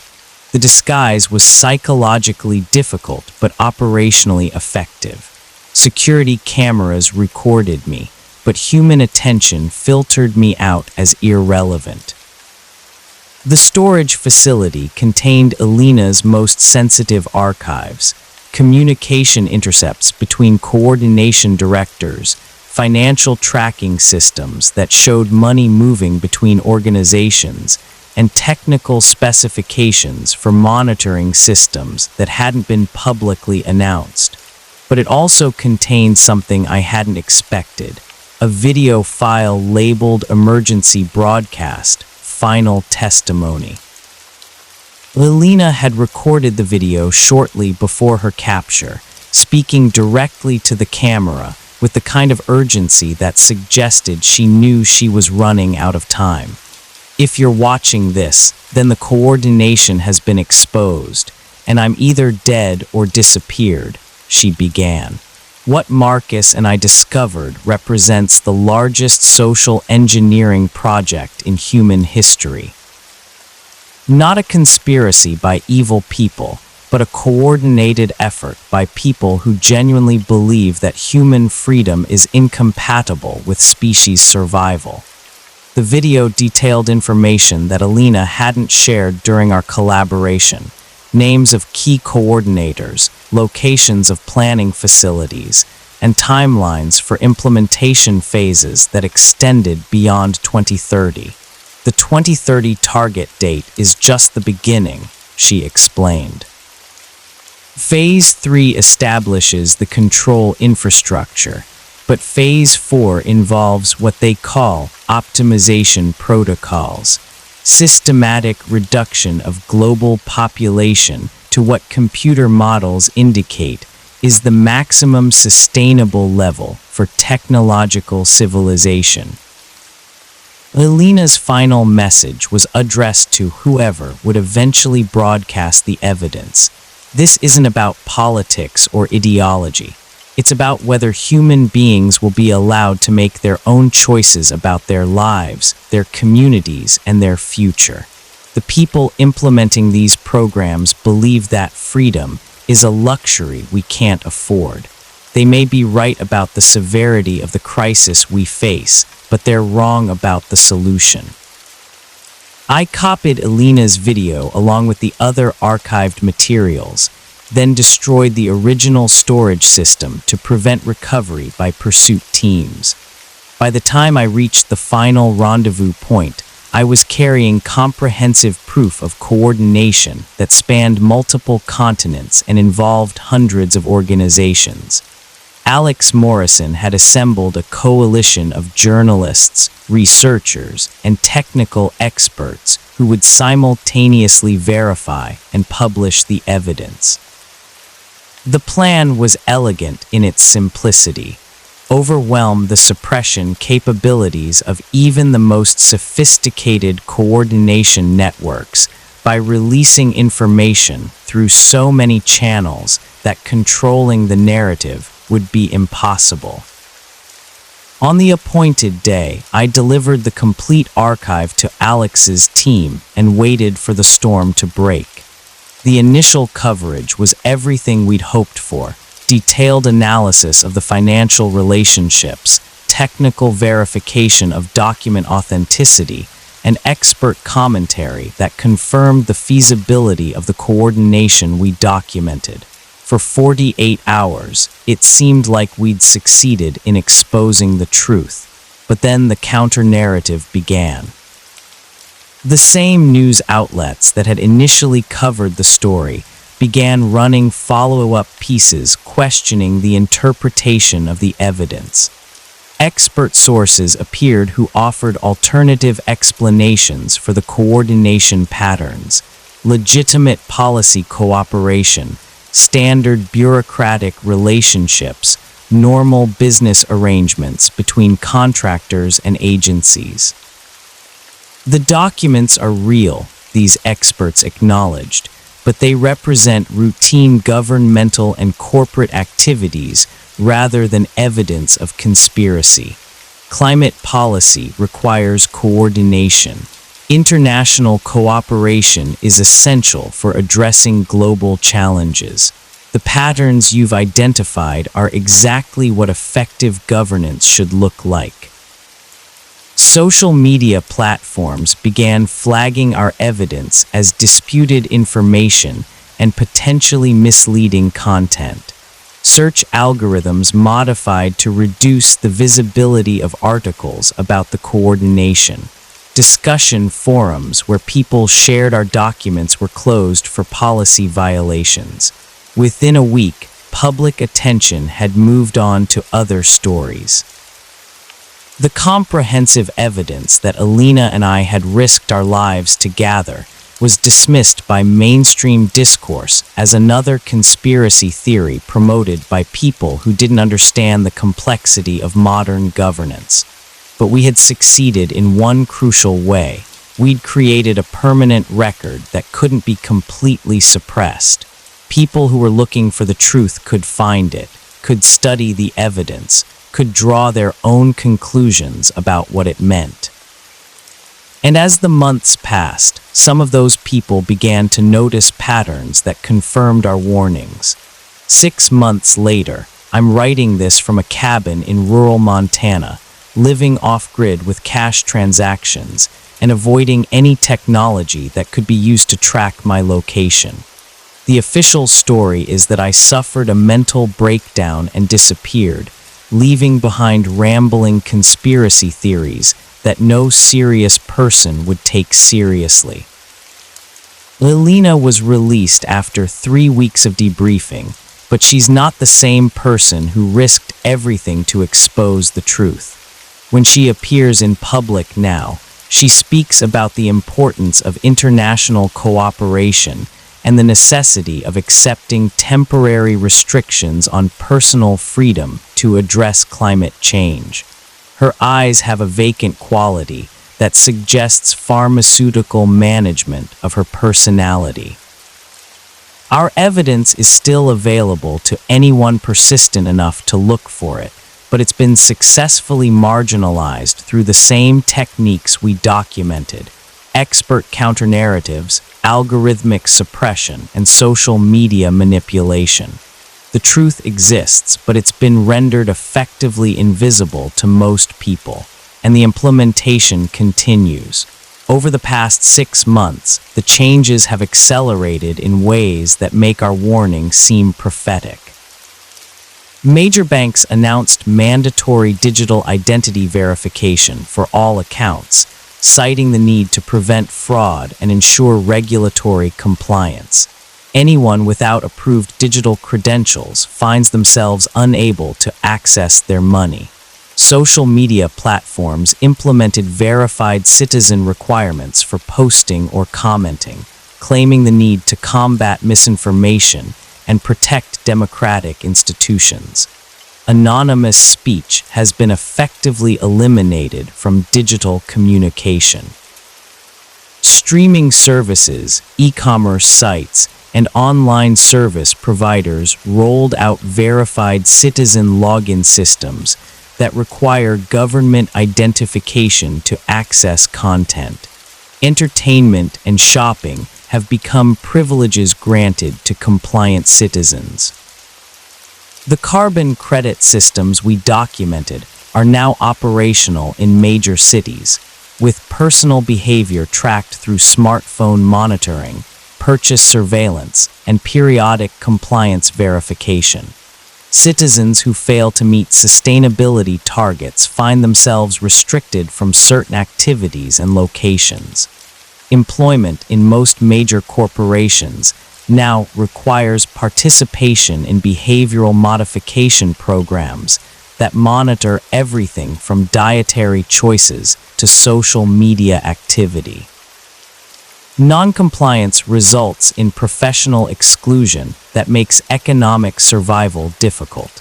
The changes happen gradually enough that each new restriction seems reasonable in isolation, justified by immediate crisis, and presented as temporary measures that will be relaxed once stability is achieved. But people with longer memories can see the pattern.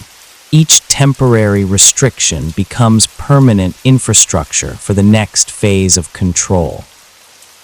I'm sitting in a library in a small town where they haven't yet installed biometric scanners for internet access. The computer I'm using doesn't require government identification, though I know that's changing. Signs posted throughout the building announce that new security measures will be implemented next month to ensure patron safety and prevent unauthorized access. On the news website, a UN representative is speaking about the success of digital identity programs in reducing fraud and improving service delivery. She announces that by 2030, all essential services will be tied to universal digital identification to ensure equitable access and protect vulnerable populations. As she speaks, the library computer screen freezes. A message appears: session terminated, credentials required. I look around the library and notice that half the computers now display the same message. The technician is installing new card readers at each terminal, requiring government identification to access the internet. Outside the library windows, construction workers are installing biometric scanners at the entrance to the grocery store across the street. A small crowd has gathered to watch, some curious, others concerned, but no one is protesting. The changes are presented as upgrades to improve efficiency and security.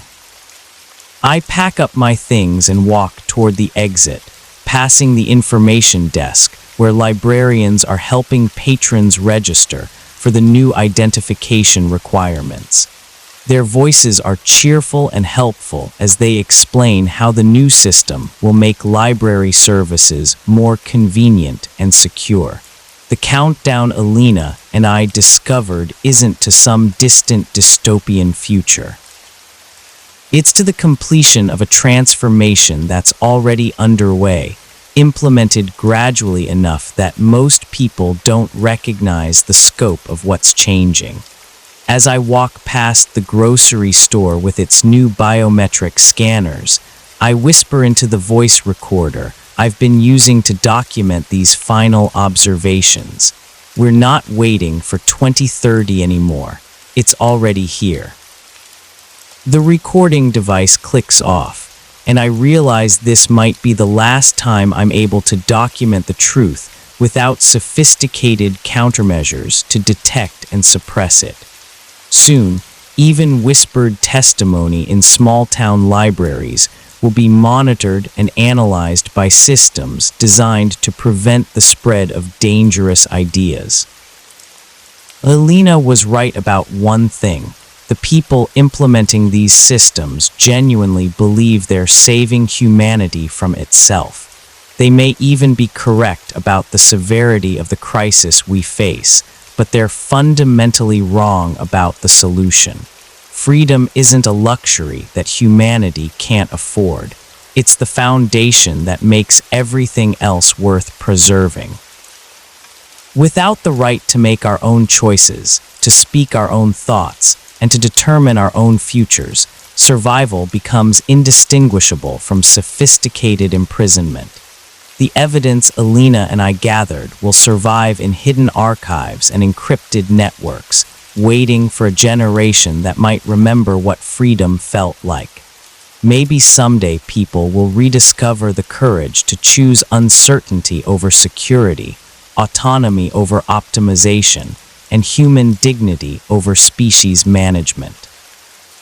But that day feels very far away as I watch the scanners being installed and the last anonymous spaces disappearing into a world where every action, every movement, every thought is monitored, recorded, and evaluated by systems that know what's best for us better than we do ourselves. The 2030 directive isn't coming, it's here. What if the most powerful secret society in the world wasn't hiding evil plans, but keeping something far worse from awakening? Tonight's chilling tale takes us deep into the redwood forests of California, where ancient rituals and modern power collide. But first, make sure to like and subscribe to Sleep Theories if you enjoy these stories, and leave your video ideas in the comments below. The envelope arrived on a Tuesday morning, slipped between my electric bill and rejection letters. Plain white paper, no return address. My name was written in careful block letters, Alex Morgan. Inside was a single sheet of cream-colored paper with an embossed header that made my hands shake. The Bohemian Club, San Francisco. Below it, an invitation to the summer encampment at Bohemian Grove, July 15th, 31st, 2024. At the bottom, in rushed handwriting, this is your last chance to see the truth. Don't waste it. Bohemian Grove. I'd heard the whispers, read the conspiracy theories, seen the grainy photos of men in robes burning effigies before a massive owl statue.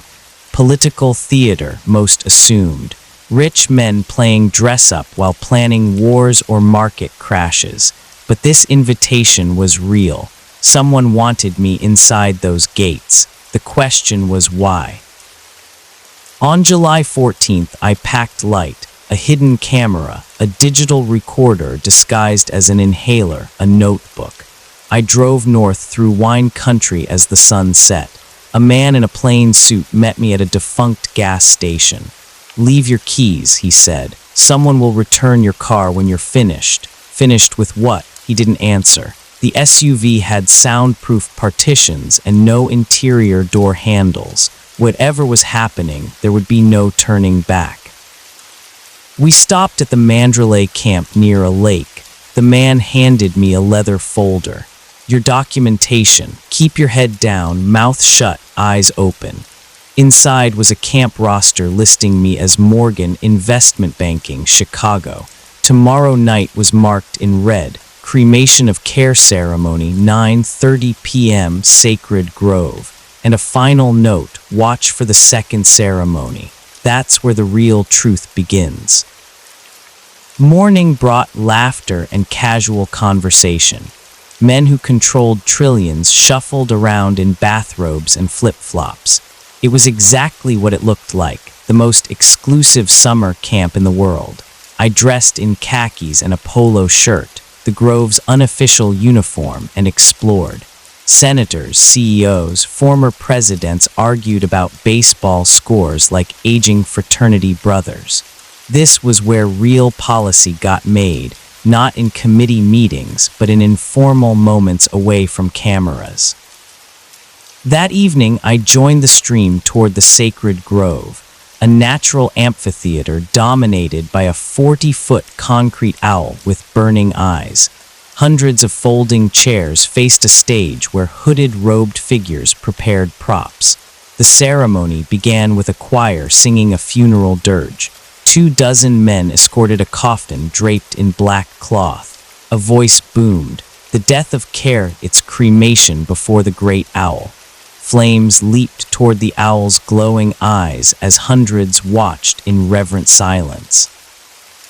Then the lights went out, absolute darkness. No panic, just unnatural silence. Then footsteps measured, deliberate, moving through the crowd. A voice spoke Latin. Others joined in a chant that vibrated in my chest. This wasn't part of the official ceremony. When the lights returned, the spell broke. But as we filed out, 24 men walked deeper into the forest, following a path I hadn't noticed. All carried flashlights, all moved with purpose. I followed at a distance. The path wound uphill to a smaller clearing hidden by dense forest. Here stood a second amphitheater, older, carved from natural rock. At its center, a stone altar covered in symbols and a wooden crate marked with dates from the 1940s. 24 men formed a circle in simple black clothing. They chanted of binding and containment, of keeping something sleeping. One man spotted me, younger, military posture. "We have a visitor." I stepped forward. Alex Morgan, Mandalay Camp. An older man emerged, a former defense secretary. "Show him," he said. Two men stepped aside. The altar bore spiraling symbols that seemed to shift in torchlight. The crate contained gleaming metal discs. "Do you know what you're looking at?" the defense secretary asked. I shook my head. Project Owl, started in 1943. The Grove isn't just a social club, it's a containment facility. For what?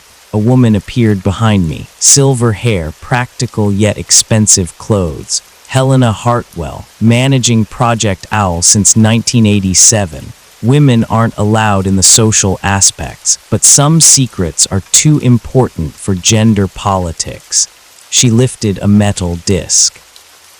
Recovered from a Nazi expedition to Tibet in 1943, the SS thought they'd found artifacts to summon ancient powers. They were half right. They released something that had been contained for centuries. What kind of something? Call it what you like. Ancient god, interdimensional entity, primordial force of chaos. What matters is what it does when free. The defense secretary showed a tablet, a world map with red markers. Every time the binding weakens, we see spikes in catastrophic events. Political assassinations, market crashes, natural disasters. Chaos spreads like a virus. Helena added, old-growth forests have natural resonance with spiritual phenomena. The annual gathering reinforces containment. The cremation of care is theater for the masses while we handle the real work. Why tell me this? Helena and the defense secretary exchanged glances. Because we're dying off. New money doesn't understand old responsibilities. Tech billionaires think everything can be sold with apps. They don't believe in things that can't be quantified. We need documentation, insurance in case the oral tradition breaks down. What happens if the binding fails completely? Silence. Finally, the younger man. Look at any period of sustained global chaos. The fall of Rome, the Black Death, the World Wars. Times when cause and effect stopped making sense. Those weren't natural processes. They were what happens when humanity loses the ability to maintain certain spiritual defenses. A low rumble echoed through the forest. Torches flickered. Symbols glowed. Time to go, Helena said quietly. The effects can be unpredictable. As they dispersed, she whispered, tomorrow, if you're serious, we'll show you the archives, the complete record of Project Owl. I barely slept, every sound amplified, branches creaking, night birds calling. When dawn came, Helena found me at breakfast. Ready for the historical tour, she led me past popular areas to a weathered maintenance shed. Inside, a concrete staircase descended into bedrock. Fluorescent lights flickered on. Built during the Cold War, officially an emergency shelter. Unofficially, the archive. Steel doors slid open. A vast underground chamber stretched in all directions. Metal shelving reached toward shadows. Boxes, files, artifacts spanning 8 decades. Welcome to the real history of the 20th century, Helena said. She pulled a thick file. Einstein consulted on the project for 6 months before concluding the artifacts operated beyond current physics. Handwritten notes filled pages. Consciousness might play a more active role in physical processes than anyone wanted to admit. She showed photographs of Tibetan monks working alongside Western archaeologists. Stone chambers carved into mountains held identical artifacts. They'd been expecting someone. According to their records, this wasn't the first time the binding had been broken. At least 7 documented instances over the past millennium. Each disruption led to wars, plagues, social collapse. Major historical events correlated with containment stress. Chicken and egg, she explained. which is why prevention became our focus. In the center, monitors displayed real-time data, seismic readings, atmospheric measurements, psychic resonance levels. Declining, Helena said gravely, accelerating in the past 5 years, maybe 2-3 years before complete failure. Worst case, the end of human civilization as we know it, not through war or climate change, through the breakdown of psychological and spiritual structures that allow complex societies to exist. She loaded a film reel, black and white footage of SS uniforms in a Tibetan monastery. Shadows moved independently, equipment malfunctioned, expedition members turned violent. They thought they'd found weapons. What they actually found was something that used them as weapons against each other. Another reel showed American soldiers exhibiting similar symptoms within weeks. Project Owl was established to contain and study the artifacts. The Grove became the testing ground. It worked for almost 80 years. But the binding requires constant maintenance. Each generation faces new challenges. Recent footage showed monitoring equipment tracking energy fluctuations during ceremonies. The science isn't complete. We're working with phenomena at the intersection of consciousness and physics, but the effects are measurable, reproducible, and critical for global stability. Why hasn't this been published? Publication would destroy effectiveness. The binding works partly because participants believe in what they're doing. Widespread skepticism would undermine the psychological foundations. She gestured to monitors showing steady decline, but secrecy might now be more dangerous than exposure. Traditional power structures are fragmenting. New forms of influence emerge faster than we can adapt.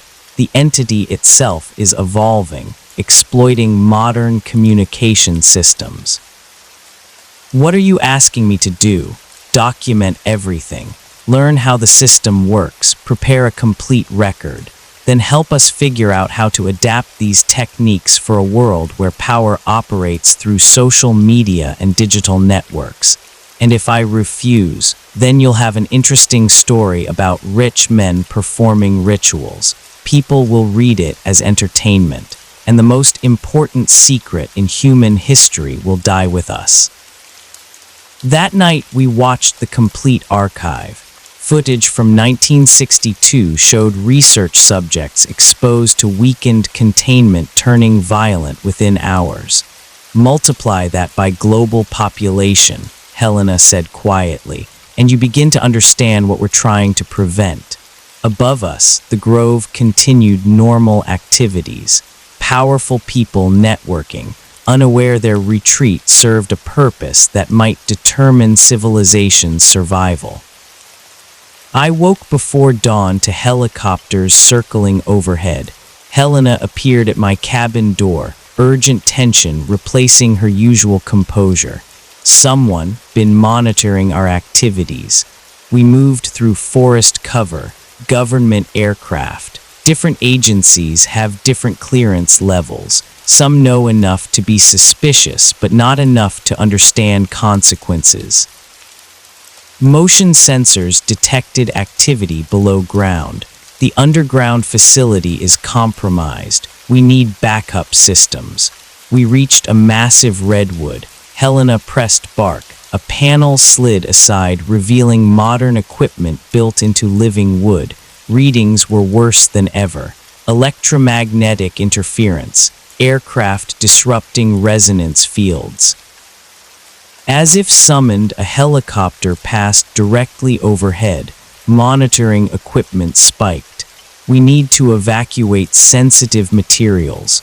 Halfway back to my cabin, shooting started, not gunfire, but electrical discharges. Flashes of light moving in unnatural patterns.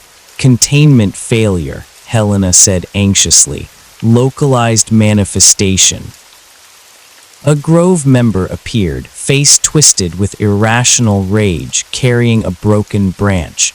You're the one lying to us. He swung with murderous intent. Helena dodged. This is what happens when containment fails. People lose capacity for rational cooperation. More members joined, moving with pack mentality, communicating through sounds bypassing language. Emergency binding ritual, Helena said, leading me to a concealed facility. Portable containment kit. She handed me a warm metal disc. Hold this. Think calming thoughts. Visualize peace, cooperation. The binding responds to consciousness but requires focused intention. Outside, attackers tested the door with animal cunning. Their intelligence is being affected, losing abstract reasoning. It needs more participants, Helena admitted. At least 7. I was hoping 2 would suffice. The door buckled. Run, she said, gathering essential artifacts. Service road 2 miles north. Follow east to Highway 101, then south to San Francisco. She handed me an encrypted satellite communicator. Speed dial 1 connects to backup facility in Colorado. Tell them what happened. The door gave way as we climbed out a rear exit. I heard Helena shouting Latin, saw flashes of light, ran through forest for over an hour. The communicator finally picked up signal. Project Owl emergency line, state clearance and location. I don't have clearance. Helena Hartwell gave me this device. Containment failure at Bohemian Grove. Pause. Are you the journalist? Yes. We've been expecting your call. Emergency extraction team en route. ETA 40 minutes. Stay hidden until you see a black helicopter with owl markings. What happened to Helena? Longer pause. Unknown. Lost contact with all Grove personnel 3 hours ago. You may be the only survivor with first-hand knowledge. The pickup helicopter was black, unmarked, whisper quiet, landed at a corporate retreat center nestled in rolling hills. Subtle security measures revealed true nature. Helena waited in the lobby, exhausted but uninjured. Relief flooded through me, followed by suspicion. Emergency protocols, she explained. Automated systems evacuated key personnel the moment containment failed. Conference room contained a dozen people studying screens showing Grove footage. Members moving in coordinated packs, behavior becoming less human hourly. Complete local containment failure, Helena reported. Entity achieved localized manifestation. Behavioral modification progressing according to predicted patterns. Affected members organized crude structures, suggesting retained intelligence. They're creating something new, I observed. Exactly, Helena confirmed. The entity transformed civilization into something serving its purposes rather than human ones. Modeling suggested tipping point at 10,000 affected individuals. Beyond that, containment impossible. How long to decide? Hours, Helena said grimly. Affected population attempting to breach perimeter. Alarms sounded. On screens, members systematically dismantled barriers with coordinated purpose. Adapting faster than models predicted, the woman in charge observed. Entity learning from direct interaction with modern infrastructure. I made my decision. Option 2, full binding ritual, try to save them. Helena nodded grimly. It'll require everything. If we fail, no resources left for future efforts. If we do nothing, no future to contain. Next 6 hours blurred with coordinated activity. Teams deployed carrying artifacts and equipment. Binding ritual required precise positioning, perfect timing, absolute faith in principles defying everything I'd learned. But it worked. Coordinated behavior gradually became confused, then chaotic, then slowly returned to recognizably human. By dawn, rescue teams extracted survivors, remembering nothing of transformation, but everything of normal lives. Official story blamed gas leak for temporary behavioral effects. Conspiracy theorists suggested government mind control experiments, but without hard evidence, theories joined background noise. 6 months later, I sit staring at a hard drive containing complete Project Owl documentation, video footage, research data, historical records spanning 8 decades.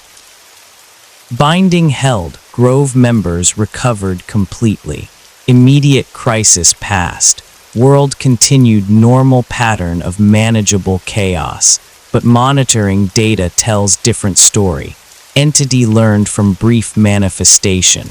Each subsequent containment requires more resources, more participants, more sophisticated countermeasures.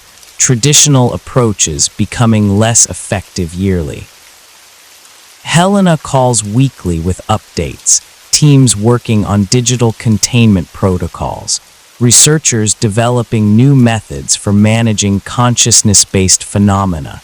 Analysts tracking entities' adaptation to modern communication networks. Progress being made, but race getting closer. Phone buzzes with news alerts. Political assassinations. Simultaneous market crashes. Social unrest spreading through digital networks. Each event correlates with containment stability fluctuations. Signs old binding weakening despite best efforts. I have a choice. Hard drive contains everything needed to preserve institutional knowledge. Published as fiction, ensures information survives even if current organization fails. Presented as investigative journalism, might mobilize resources for new containment methods. But publication might also undermine psychological foundations, making binding effective. Widespread skepticism could destroy mechanisms protecting civilization for 80 years. Cursor hovers over upload button for secure server distributing files worldwide. One click exposes most important secret in human history. Or delete everything and trust people carrying burden know what they're doing. Outside window, city continues normal rhythm. Millions living unaware stability depends on secrets too dangerous for public consumption. They don't know capacity for trust, cooperation, rational discourse maintained by forces most would dismiss as impossible. Maybe that's how it should be. Maybe some truths are too important to share. I close laptop without deciding, knowing I'll face same choice tomorrow and day after. Every day until either binding holds permanently or everything falls apart. Hard drive sits on desk like loaded weapon, containing information that could save world or destroy it depending on use. In forest north of San Francisco, ancient redwoods continue patient growth, sheltering secrets predating human civilization. Beneath roots, monitoring equipment tracks forces existing at intersection of consciousness and physics, measuring phenomena determining whether humanity remains capable of cooperation and trust, making complex societies possible. The owl watches and waits, neither good nor evil, but something far more dangerous, a force of pure change caring nothing for human hopes or fears. And somewhere in darkness between sleeping and waking, it grows stronger. Maybe they weren't hiding power. Maybe they were hiding what power keeps at bay. But how long can any cage hold something that learns from every attempt to contain it? I guess we'll find out. Until then, let this story remind you that beneath the surface of our ordered world lies mysteries both terrifying and beautiful. Perhaps the greatest act of courage isn't exposing every secret, but understanding which ones must remain hidden to protect the fragile light of human connection. Sleep well, and may your dreams carry you to places where wonder outweighs fear. Sweet dreams.